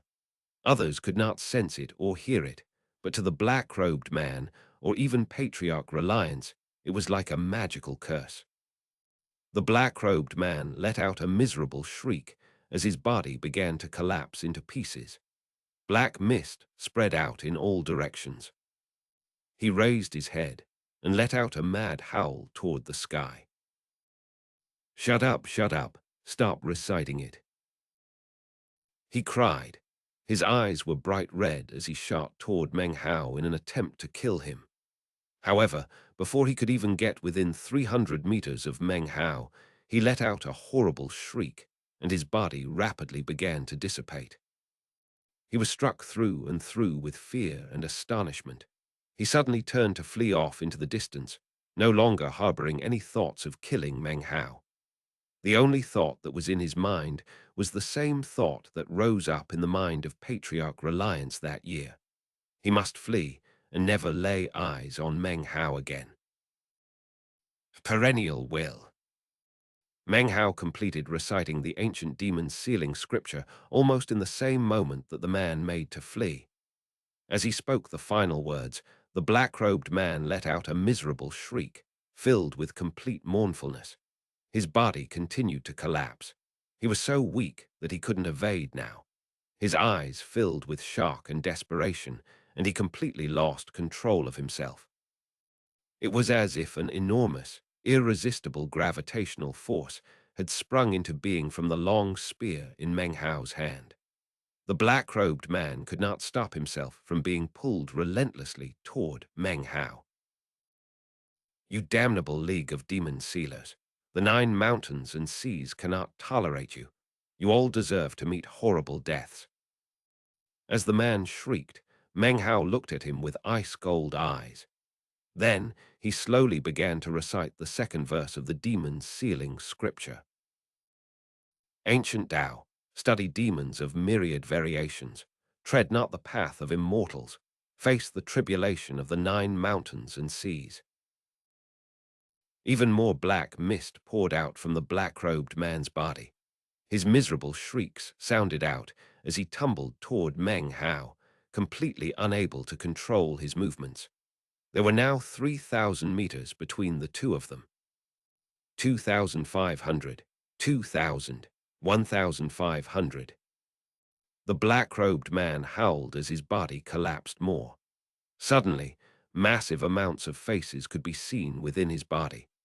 Each of the faces was filled with savagery and also fear as they emanated out and attempted to pull the man's body away.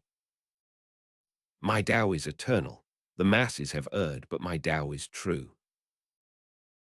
The words echoed out like words from the heavens. When they reached the black-robed man, the faces around him shrieked and twisted as if they were about to be blotted out. The black-robed man was pulled closer. 1,200 meters, 1,000 meters, 300 meters. The black-robed man was thoroughly mad, filled with a sense of deadly crisis. He roared, causing the tens of thousands of 8-branch alliance cultivators in the area to begin to tremble. Suddenly, the totems on the bodies of over 1,000 of them suddenly began to suck away at their life force. In the blink of an eye, they were transformed into withered, dried-up corpses. Their totems flew out, transforming into blood-colored faces that shot toward the black-robed man. More and more 8-branch alliance cultivators were affected in this way. Popping sounds filled the air along with blood-curdling screams. In the blink of an eye, more than 10,000 cultivators died miserable deaths as they were transformed into desiccated corpses. Their life forces, their very lives themselves, were sucked dry by the totems, which then flew out toward the black-robed man. They circulated around him, transforming into a power that resisted the force which was pulling him toward Meng Hao. exalted, sacred, ancient. The remaining 5 nascent soul cultivators of the 8 branch alliance all wore expressions of grief. They could sense the totems in their bodies sucking away at their life force. They saw their fellow tribe members dying. In the space of just a few breaths, more than 10,000 tribe members became dried-up corpses. This feeling of grief, the feeling caused by a sacred ancient exterminating its own tribe, caused the foundation of the entire 8-branch alliance to collapse. What was happening completely exceeded the imaginations of the other cultivators who were watching on. That was especially true when it came to the black-robed man. His mighty existence caused them to feel as if they were suffocating. However, despite his incredible power, he had been forced down into his current situation. All of a sudden, these tribes felt complete astonishment regarding the owner of the demon spirit, Meng Hao. Rumbling filled the air. By this point, more than 90% of the 8-branch alliance cultivators were dead. Massive amounts of their totems circulated around the black-robed man, causing his body to suddenly have the power to resist and stop moving. Just as the black-robed man was heaving a sigh of relief and gathering his power to make a final attempt to flee, Meng Hao's eyes glittered with killing intent, and he uttered the final part of the second line of the demon's sealing scripture. Perennial will. Something like a thunderclap exploded out within the black-robed man. It transformed into a blood-curdling scream. The faces surrounding him all began to collapse. His body flew through the air like a shooting star. 300 meters, 150 meters, 30 meters. In the blink of an eye, the black-robed devil construct let out a roar of despair as its body slammed into the pale white spear. He was turned completely into a black mist, which was then absorbed into the spear. The color of the pale white spear began to change. Soon, it was completely black. Furthermore, it was no longer illusory, but real. As of now, it was no longer demon weapon Lonelatum, but rather a devil weapon. Sealing marks with the power to obliterate will exploded out within the spear. The black-robed man, will was erased. This devil construct was now not a construct, only a devil was left behind. As Meng Hao hefted the spear, a rumbling sound filled the area. A black wind suddenly kicked up, causing his hair to whip about. His green robe now looked completely black because of the black wind. With the devil spear in hand, the black wind transformed into a black mist that spread out in all directions. Within the mist could be seen thousands upon thousands of faces, twisted with pain and roaring out. They were fearsome, but also filled with an unprecedented awe of Meng Hao. Whoever held the spear would have control of the countless vengeful ghosts of those slain by Lonelatum. Chapter 498. Absorbing the 8 branches. Thousands upon thousands of faces shot out in all directions.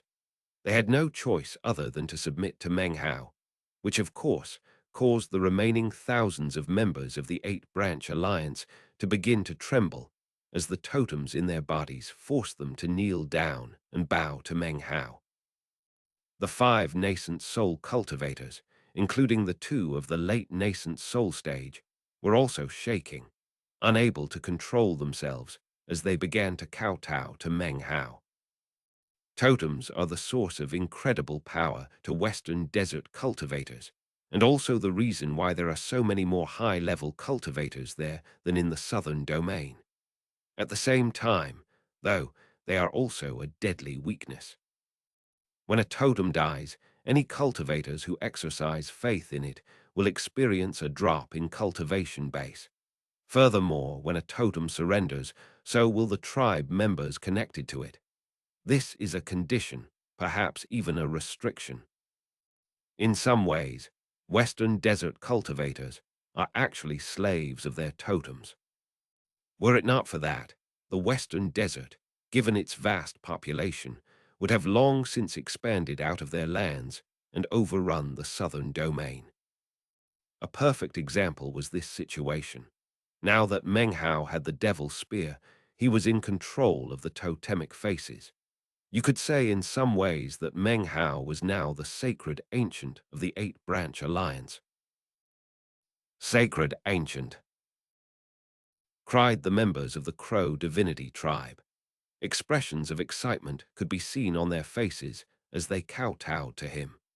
The surrounding tens of thousands of neo-demons roared, causing the ground to shake and their aura to shine brightly. The other tribes who had come for the demon spirit were shaken, and their faces flickered with various expressions of fear and astonishment. They had personally witnessed Meng Hao's battle right now, and also saw the Eight-Branch Alliance capitulate. Considering all of that, they no longer felt themselves to be in any position of superiority. Meng Hao floated in midair, clutching the Devil's Spear in hand. He looked at the vortex up in the sky as it slowly shrank down and then disappeared. In the moment that it winked out, an archaic voice filled his mind. "I am waiting for you in the primordial demon immortal plane." The winds and clouds up above tumbled and turned, and the vortex was gone. Everything was returned to normal. The invisible vortex that no one except for Meng Hao could see was now thoroughly vanished. Meng Hao looked around thoughtfully, his eyes shining brightly, the Devil's Spear gripped tightly in his hand. "Ladies and gentlemen who have come for the demon spirits, shall we fight or not?" His cool voice echoed out, causing the Crow divinity tribe members, killing intent to radiate out visibly. The neo-demon horde roared. They were like a crossbow, cocked and ready to fire. The Great Fathers from the other tribes felt their hearts pounding. Meng Hao's power seemed sharper than a needle, and they didn't possibly dare to try to fight back against him. They exchanged glances, and then one of their number quickly said, "You misunderstood. We actually came here to exterminate the Eight-Branch Alliance. However, they seem to have been absorbed by you, fellow Taoist, so we'll take our leave now." After he finished speaking, the others voiced their agreement. The tribe members were surreptitiously edging backward. From the look of things, there would be no more fighting, although it was impossible to tell for sure. Meng Hao looked around at the tribes, and then slowly said, "Each tribe will leave behind 10,000 neo-demons. Then you may leave." Instantly, a black mist began to spread out from the Devil's Spear. When the Great Fathers heard his words, they frowned and hesitated. Finally, a cold snort could be heard from one of the Great Fathers off in the distance. "Are you kidding? If my radiant sifting tribe wants to leave, nobody can stop us." The Great Father of the radiant sifting tribe was actually an old woman, making her a great mother. Having spoken, she flicked her sleeve and began to fly away with her thousands of tribe members. She truly was confident that if she left with her tribe, there was no one that could do anything to stop them. Even though Meng Hao had the Devil's Spear and was clearly mighty, he had just experienced a difficult battle. It was impossible for him not to have sustained injuries. Obviously, he was just posturing. Believing herself to have seen through his ruse, the idea of giving up 10,000 neo-demons seemed like a joke. Not only would she not hand them over, she would leave to spread news about the demon spirit to some of the great tribes, who would no doubt compensate her. Seeing the reaction of the radiant sifting tribe, Meng Hao began to move forward, his expression completely the same as usual. He hefted the Devil's Spear and then tossed it straight out ahead of him. Instantly, a shocking screaming sound could be heard as it shot through the air. Black mist rolled out from inside, which in the blink of an eye transformed into a black cloud. Inside the black cloud were countless savage faces, howling as they shot toward the retreating tribe.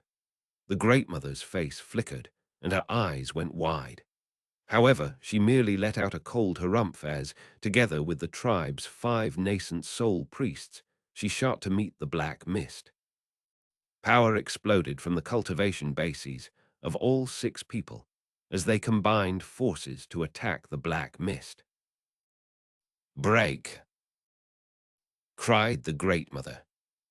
A massive boom could be heard which shook everything. The black mist spread out and slammed into the 6. The 5 priests' faces fell, and blood shot out of their mouths. Their bodies tumbled back like kites with their strings cut. However, before they could fall back too far, the mist had surrounded them. Vast quantities of savage faces pounced onto their bodies. The sound of biting and chewing mixed with blood-curdling screams, creating a ghastly scene. Within the space of a few breaths, the 5 priests had been completely consumed. The old woman coughed up blood as she retreated back toward her other tribe members. When she reached them, she lifted her head up to the sky and howled as she slapped her bag of holding to produce a tortoise shell. She tossed it out and spit a mouthful of blood onto it. Instantly, it began to spin and expand, growing to the size of several thousand meters. An ancient, simplistic aura emanated out from it, along with countless streams of glowing magical symbols as it spread out to surround her and the members of the Radiance Sifting tribe. "Let's see you break through this," she said hoarsely, a ferocious expression on her face. Seeing this tortoise shell caused the surrounding Great Fathers from the other tribes to look on with serious expressions. They recognized the tortoise shell and were instantly shocked. "It has a totemic aura. That's the corpse of a totemic sacred ancient, refined into a protective treasure. Once it's activated, nothing can break through it. With that, they should be able to leave this place with ease." No wonder the Radiant Sifting tribe dared to defy that fearsome cultivator. It turns out they have a... Even as the surrounding experts recognized the tortoise shell, the devil's spear shot toward it. The black mist arrived first, slamming into the tortoise shell, causing a massive rumbling to fill the sky. The tortoise shell immediately began to radiate bright light, but it didn't collapse. The black mist began to spread out and cover the tortoise shell. When the members of the Radiant Sifting tribe saw this, they were shocked, especially the Great Mother.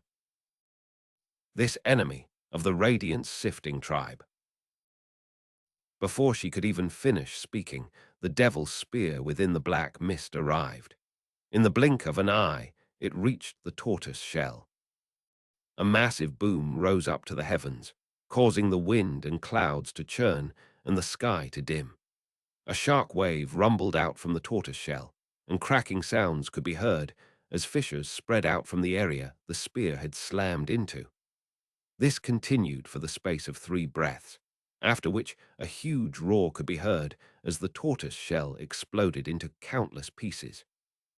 The devil's spear continued on its way, radiating killing intent and black mist. It shot in, stabbing directly through the disbelieving Great Mother and heading toward the other tribe members behind her. Black mist spread out, enveloping the thousands of Radiant Sifting tribe members. Countless excited faces appeared, spreading out in all directions, clearly thirsting for blood. Just when they were about to begin feeding, some invisible force seemed to hold them back. Meng Hao looked at the remaining thousands of Radiant Sifting tribe members within the shattered tortoise shell. "Surrender," he said slowly, "or be buried alive with the rest of the dead." After a moment of brief silence, the thousands of Radiant Sifting tribe members chose to surrender.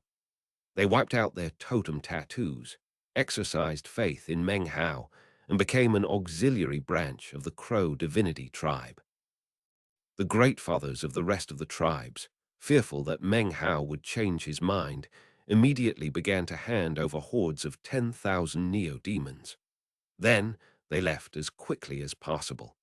Considering they had abided by his demands, Meng Hao did nothing to block their way. The path to this point had been one of killing. Even though Meng Hao had developed a cruel and cold heart, he was now extremely tired. As the other tribes made their way off into the distance, The members of the Eight-Branch Alliance stood there quietly as they too became a sub-tribe of the Crow Divinity tribe. As of this moment, the Crow Divinity tribe was now over 10,000 strong. At the same time, Meng Hao's Neo-Demon horde was bolstered up. He now had 150,000 Neo-Demons. It was a huge Neo-Demon horde, but in reality, many of them were low-level Neo-Demons. Even by absorbing demonic qi, there was no way for them to experience incredible growth in a short period of time. 150,000 Neo-Demons required a terrifying amount of food to sustain. The actual number that could fight in battle was only about 100,000. The rest became food. Everything that had belonged to the Eight-Branch Alliance now belonged to the Crow Divinity tribe. They had 3 enormous flying magical items, as well as vast quantities of resources. All of this only served to cause the Crow Divinity tribe to be even more powerful. Several days later, all members of the Crow Divinity tribe mounted onto the enormous, ship-shaped flying magical item. It whistled through the air, streaking through the clouds as it headed south at top speed. The current power of the Crow Divinity tribe far exceeded that of the previous 5 tribes of the Crow Divinity. Although it could not currently compare to the great tribes, they could now be considered to be at the peak of the mid-sized tribe range. As far as their migration went, they had now traveled about a third of the way to their destination. The rest of their path would take them through the central region of the Western Desert to the South region. The end of the path would of course be the Black Lands. The parrot, in compliance with Meng Hao's request, began to pass on to the Crow Divinity tribe the same spell formation that it had taught to the Church of the Golden Light. Of course, the parrot completely agreed with the idea. In fact, because of the fact that Meng Hao wasn't paying attention, it had actually already started to teach the spell formation. Now that Meng Hao directly brought up the notion, it immediately got very excited. "Little ģÄÉ, don't you worry," it said, eyes shining brightly. "My dream is that, upon entering the Black Lands, there will be people there shouting the name of Lord Fifth. Then my 2 great armies will join together to become like my wings." Chapter 499, An Old Friend. The violet rain fell harder. Half a year later, the lakes in the Western Desert North region all connected, transforming into a great violet sea. The Great Sea exterminated all life and cut off all spiritual energy. The North region was now completely devoid of any neo-demons. There was nothing alive. Any tribes which had chosen not to migrate were now buried at the bottom of the sea. The entire Western Desert North region was covered with a surging violet sea, beneath the surface of which mountain peaks were just barely visible. Now that the North region had become a sea, the Western Desert Apocalypse exploded out with its first true display of shocking power. Massive, powerful waves rolled across the sea, spreading out to smash into and collapse the mountains, separating the central region from the North region. As the mountains fell, the violet sea expanded out into the east, west, and central regions. As the violet sea expanded, the lakes in the east, west, and central regions began to combine. The seawaters gradually grew more majestic and rose with increasing speed. The shaping and expanding of the sea was like a whip, lashing at the backs of the migrating tribes. They had to move faster and plunder more. The number of dead and wounded was impossible to count. The effect of the spiritual energy being cut off spread throughout the central region, as well as into the east and west regions. With the exception of the south region, spiritual energy everywhere grew rarer and rarer. Because of the lack of spiritual energy, the cultivation base of cultivators fell and led to deaths. Such deaths caused the totemic sacred ancients of the various tribes to begin to weaken. The weakening of the sacred ancients in turn caused the tribe members to weaken. As such, any deaths caused a vicious cycle that was impossible to break out of. During the half-year period, the Crow divinity rode its flying magical item through the western desert central region.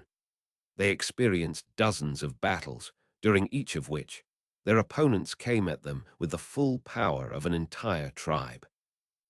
A defeat in any of these battles represented the destruction of an entire tribe, and yet the battles could not be avoided. That was because the Crow divinity tribe had a flying magical item which other tribes wanted. They also possessed a demon spirit.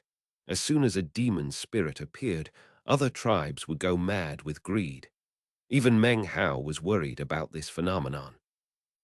During the half-year, Meng Hao's neo-demon horde shrank to 70,000, and that was even after bolstering them up along the way.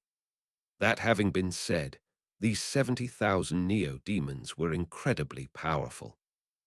As for tribe members, there were 8,000. However, those 8,000 tribe members were now veterans of countless battles. Meng Hao ended up getting seriously injured twice during the half-year period. However, with deliberate effort, he was able to cause his totemic power to grow more refined. Furthermore, his control of demonic qi reached a completely new realm. It is only in that fine divide between life and death that battle prowess can be elevated. In addition, it was during this time that Meng Hao continued along on his path of enlightenment regarding the violet rain. Although his progress was slow, he was gradually getting more and more results. Because the violet rain cut off the spiritual energy of heaven and earth, Meng Hao's superiority grew even more obvious. That was why it was so easy for him to slaughter a late nascent soul stage cultivator. The thinning of the spiritual energy actually allowed Meng Hao to gradually increase his own power. Meng Hao currently stood at the prow of the magical flying ship. His face was pale and his body somewhat thin. The years of campaigning had truly changed him. He looked off into the distance and then sighed. The day when there is no spiritual energy left at all in the western desert is the day when I will truly make my rise. During the half-year period, 3 other momentous events occurred. 3 demon spirits appeared in the great lands of the western desert. It instantly drew the attention of various tribes and resulted in plundering and fighting. Meng Hao was well aware of what happened when a demon spirit suddenly appeared. That was exactly what had led to his 2 serious injuries along the campaign trail. However, these other demon spirits relieved some of the pressure placed on Meng Hao and the Crow divinity tribe. No longer were they being attacked from all sides. They only continued to grow stronger and stronger. Meanwhile, about half a month's journey up ahead of Meng Hao, 3 black flying machines that looked like swords were shooting through the air. They were pitch black and emanated pulsing, cold auras. Each of these sword-shaped magical ships were several thousands meters long and were covered with black-robed cultivators, all seated cross-legged. Their faces were expressionless and their eyes closed as they sat in meditation. Occasionally, some of them would open their eyes, and a bright flashing could be seen. Shockingly, these cultivators' totem tattoos were all swords. Huge black flying swords and totem tattoos depicting weapons were not things frequently seen in the western desert. In fact, in all of the great lands of the western desert, there was only one tribe that had black sword totems. This tribe was obviously the Great Cloud Sky tribe. They had a spirit-severing patriarch and were the most powerful tribe in the western desert central region. The Five Poisons tribe had acquired the opportunity to become an auxiliary branch of this tribe, but before the emissary could even reach them, they had been wiped out by the Crow divinity tribe. Of the 3 black sword magical items, one flew in the lead position.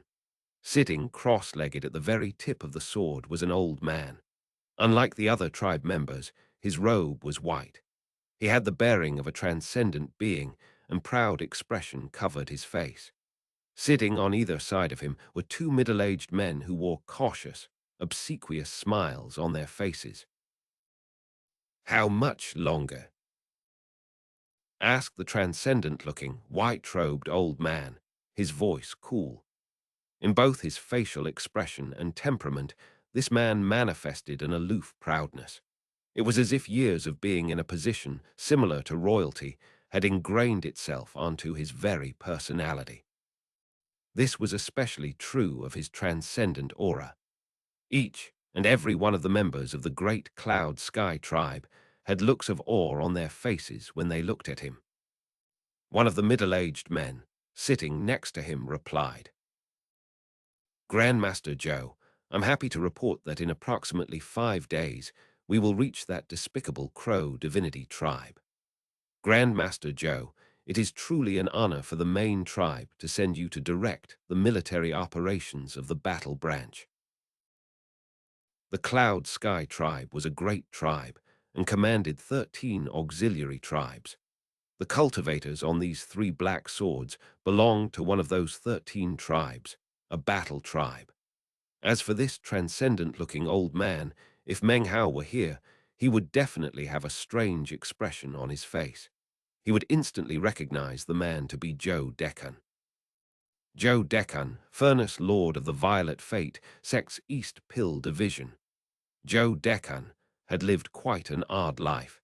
He had drifted from place to place and had experienced things that other Furnace Lords would find hair-raising. He had been captured and taken to the Black Lands, where he eventually ended up being taken in by the Frigid Snow clan as an esteemed guest. He became Frigid Snow City's Grandmaster of the Tao of Alchemy, surrounded by a host of concubines.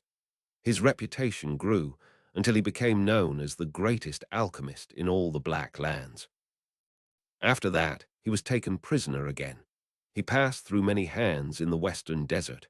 After all these years, it was impossible to know what exactly he had experienced. However, as of this moment, it was obvious that he was a member of the great Cloud Sky tribe. Clearly, he occupied an extremely high position. Obviously, it didn't matter where you went in the wide world.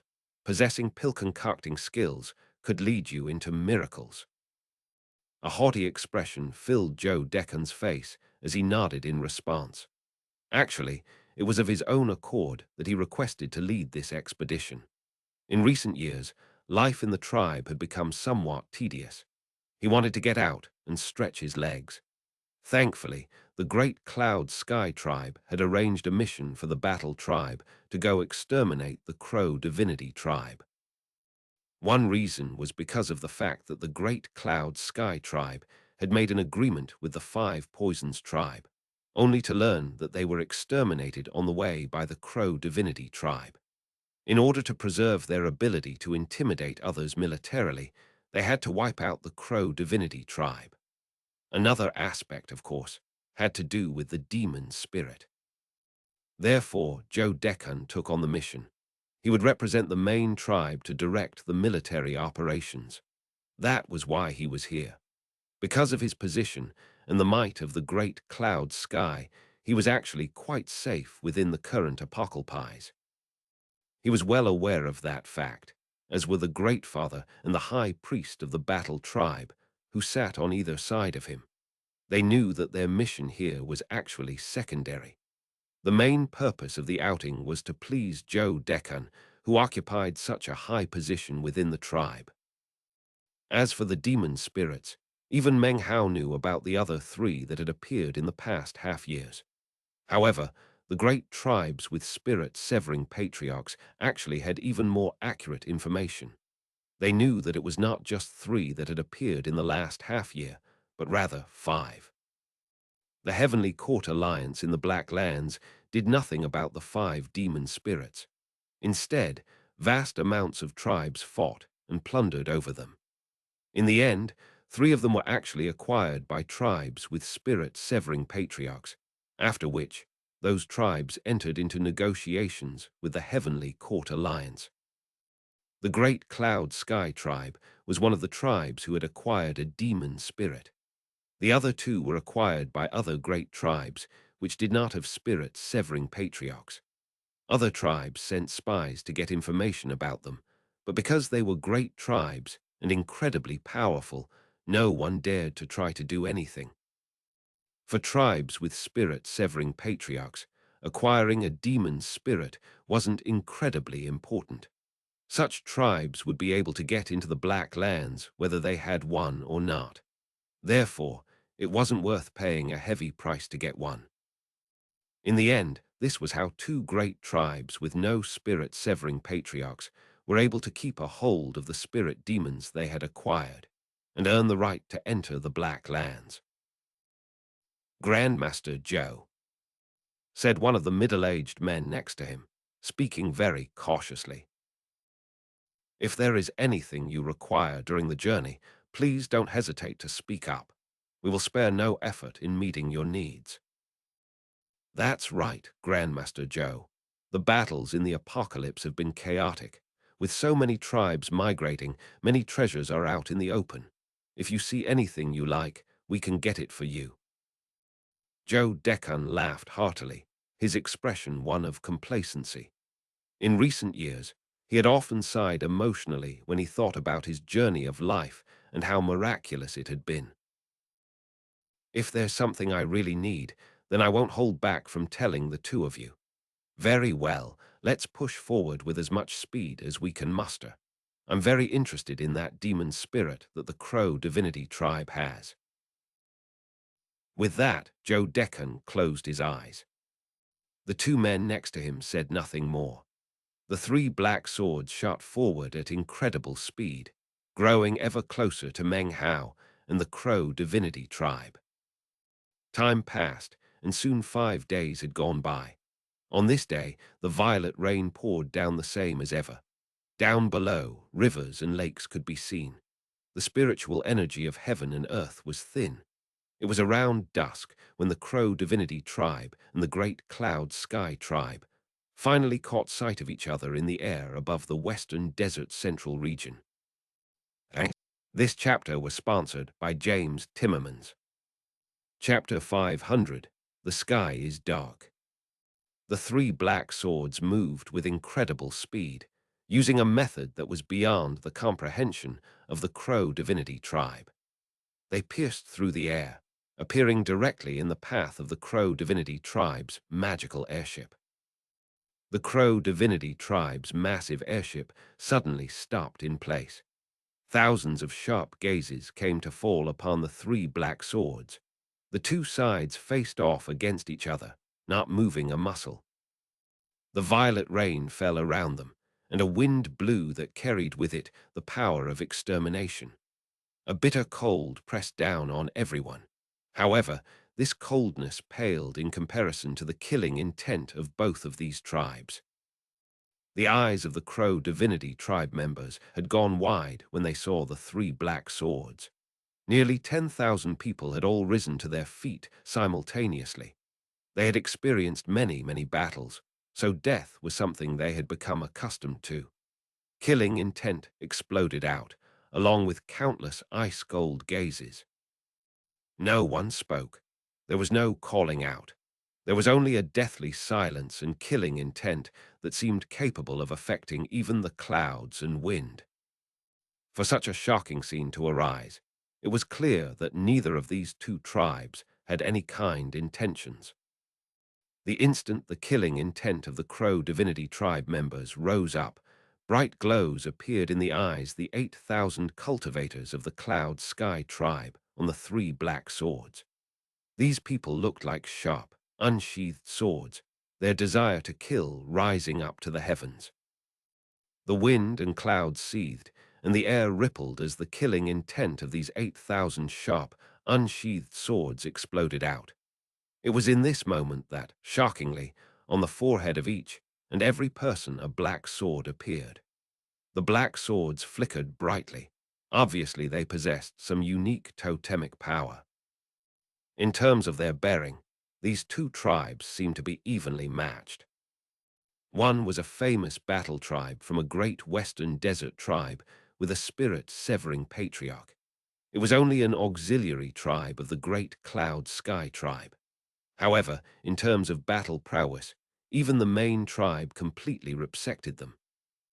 The other tribe had fought countless battles and had experienced life and death.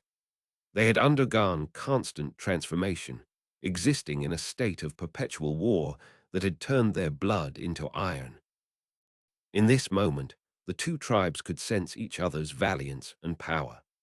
The 8,000 members of the Cloud Skies Auxiliary Battle Tribe comprised about 80% of their entire tribe.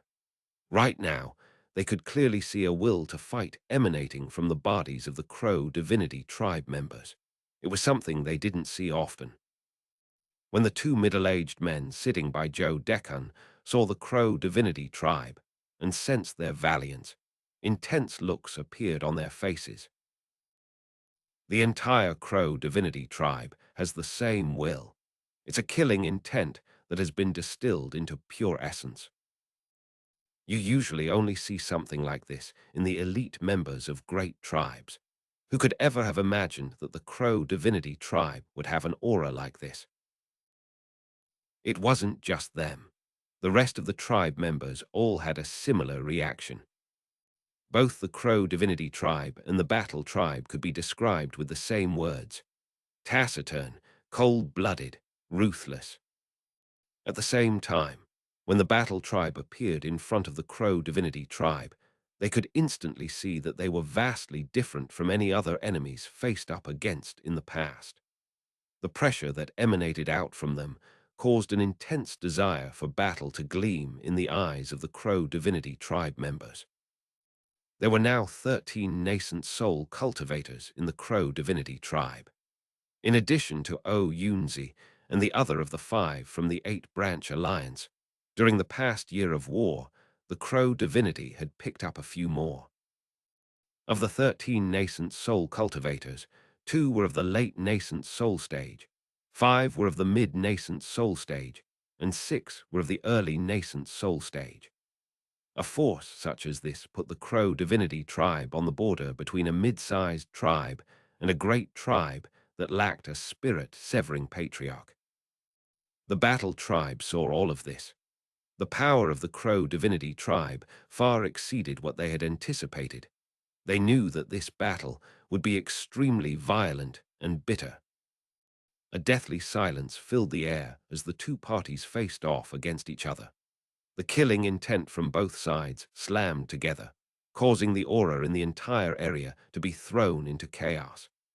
In this moment of imminent crisis between the two parties, a strange expression suddenly appeared on Meng Hao's face as he caught sight of ğÄÉ sitting there right in the middle of everything on the black sword. ğÄÉ's eyes went wide when he saw Meng Hao. The two of them were separated by several hundred meters, but their gazes instantly locked. It only took a moment for wry smiles to appear on their faces. The Battle tribe high priest had of course not noticed that ğÄÉ and Meng Hao were looking at each other. The oppressive atmosphere had reached a peak. He suddenly opened his mouth and broke the deathly silence. Kill htm. However, even as the Battle tribe members behind him, as well as the Crow Divinity tribe members, were about to roar and charge into battle, ğÄÉ suddenly leaped up and slapped the Battle tribe high priest across the top of his head. "Shut up!" cried ğÄÉ, flying into a rage. "Did I tell you to start fighting? Everybody, stay your hand. Damn it! The orders from the main tribe were to do everything possible to induce them to surrender. I haven't said a single word, and you're already trying to kill them." The Battle tribe members all stared over at him with cold eyes.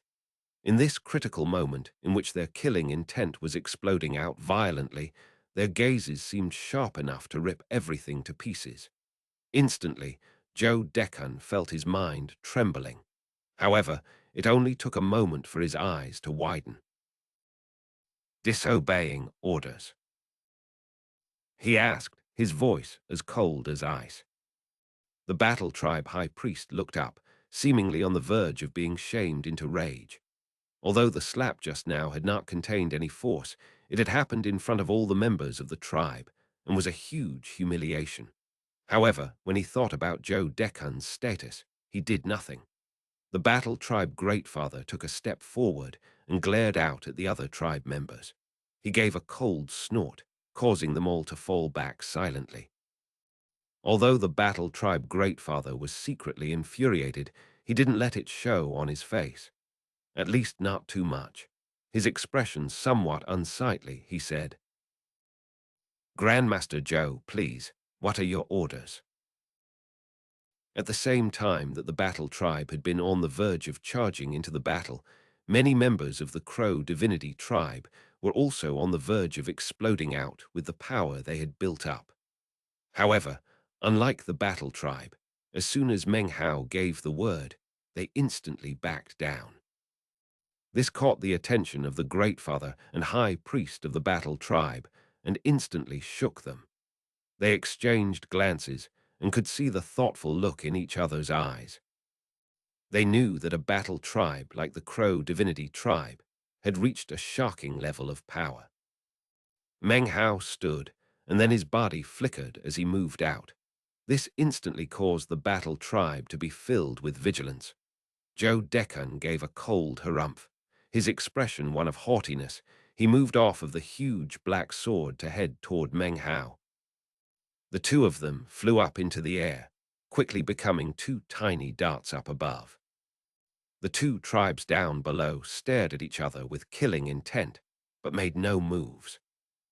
Up above, Meng Hao and ğÄÉ were tiny specks in the air, and it was impossible for the tribe members below to hear anything they were saying. Meng Hao gave a wry smile as he looked at ğÄÉ. He clasped hands and bowed. "Elder brother Joe," he said teasingly.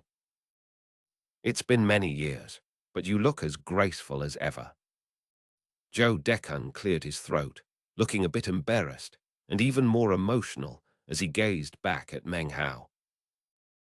"I never imagined that we two fellow disciples would meet here after parting ways all those years ago in the southern domain." He sighed, his expression one of reminiscence. Meng Hao sighed softly. He couldn't help but recall past events. He thought about the return trip from the Black Civ sect, when he and ğÄÉ ran into the Black Lands cultivators and been forced to separate. He had never imagined that after that separation, they would meet again in the Black Lands and then again in the Western Desert. "So that alchemist in the Black Lands really was you?" asked ğÄÉ with a wry smile. After the event had occurred, he had realized that the only person who could possibly have been so powerful in pill concocting was of course the person in front of him right now. When ğÄÉ thought back to how Meng Hao had consistently backed down in Holy Snow City in the Black Lands, allowing him to maintain his reputation, it actually caused him to be filled with gratitude. Over the years, that gratitude had fused with his previous feelings of friendship to form a warmth that had endured for years and years. You could say that in all the Western Desert, Meng Hao was actually ğÄÉ's only family. When Meng Hao looked at ğÄÉ, he thought about the southern domain. He thought about his master, Chu Yuyan, and all the people back in the Violet Fate sect. He thought about all his other close friends in the southern domain, about Fatty and Chen Fan. And the Su Qing. Their faces floated in his mind, clear and not blurry at all. As he saw their faces in his mind's eye, he realized that he missed home. Except his home was in the state of Zhao, which had long since disappeared from the southern domain. Meng Hao and ğÄÉ sighed and began to chat. Sometimes they smiled and laughed, sometimes they got excited and passionate. As they recalled past years, Meng Hao felt was awash with feelings that he rarely experienced. It was the same with ğÄÉ. When Meng Hao recounted some of the bitter difficulties he had faced, ğÄÉ was shocked. To ğÄÉ, Meng Hao's life was like an exhilarating adventure. As for Meng Hao, when he heard about Zhou Decan's experiences, they seemed almost as miraculous as his own. After hearing Zhou Decan's story, Meng Hao smiled and said, "So, you are the Cloud Sky Main Tribe, Elder of the Tao of Alchemy, a position comparable to High Priest. In the Great Cloud Sky Tribe, you definitely wield much power and influence. Elder Brother Zhou, I can't help but admire you truly." Zhou Decan laughed, sounding quite pleased with himself. Without even realized it, they had allowed 4 hours to pass. While the two reminisced about past times, the two tribes down below simply had to wait. The Crow Divinity tribe seemed to take the situation in stride. Meng Hao was their totemic sacred ancient, and they were fanatically loyal to him. Even if they had to wait longer, they wouldn't mind. The Battle tribe was a bit different. They stood there, taciturn. The Great Father and the Grand Priest exchanged suspicious glances. They looked up at the black darts up in the air that were Zhou Decan and Meng Hao. They couldn't understand why Zhou Decan had already taken 4 hours trying to convince the enemy to surrender. By now, the sky was growing dark. Note from Deathblade, I'm sure there will be haters of this chapter because there was no insane fight or plot revelation. I personally really like the chapter and may or may not have shed a tear when reading it. I hope you enjoyed it too.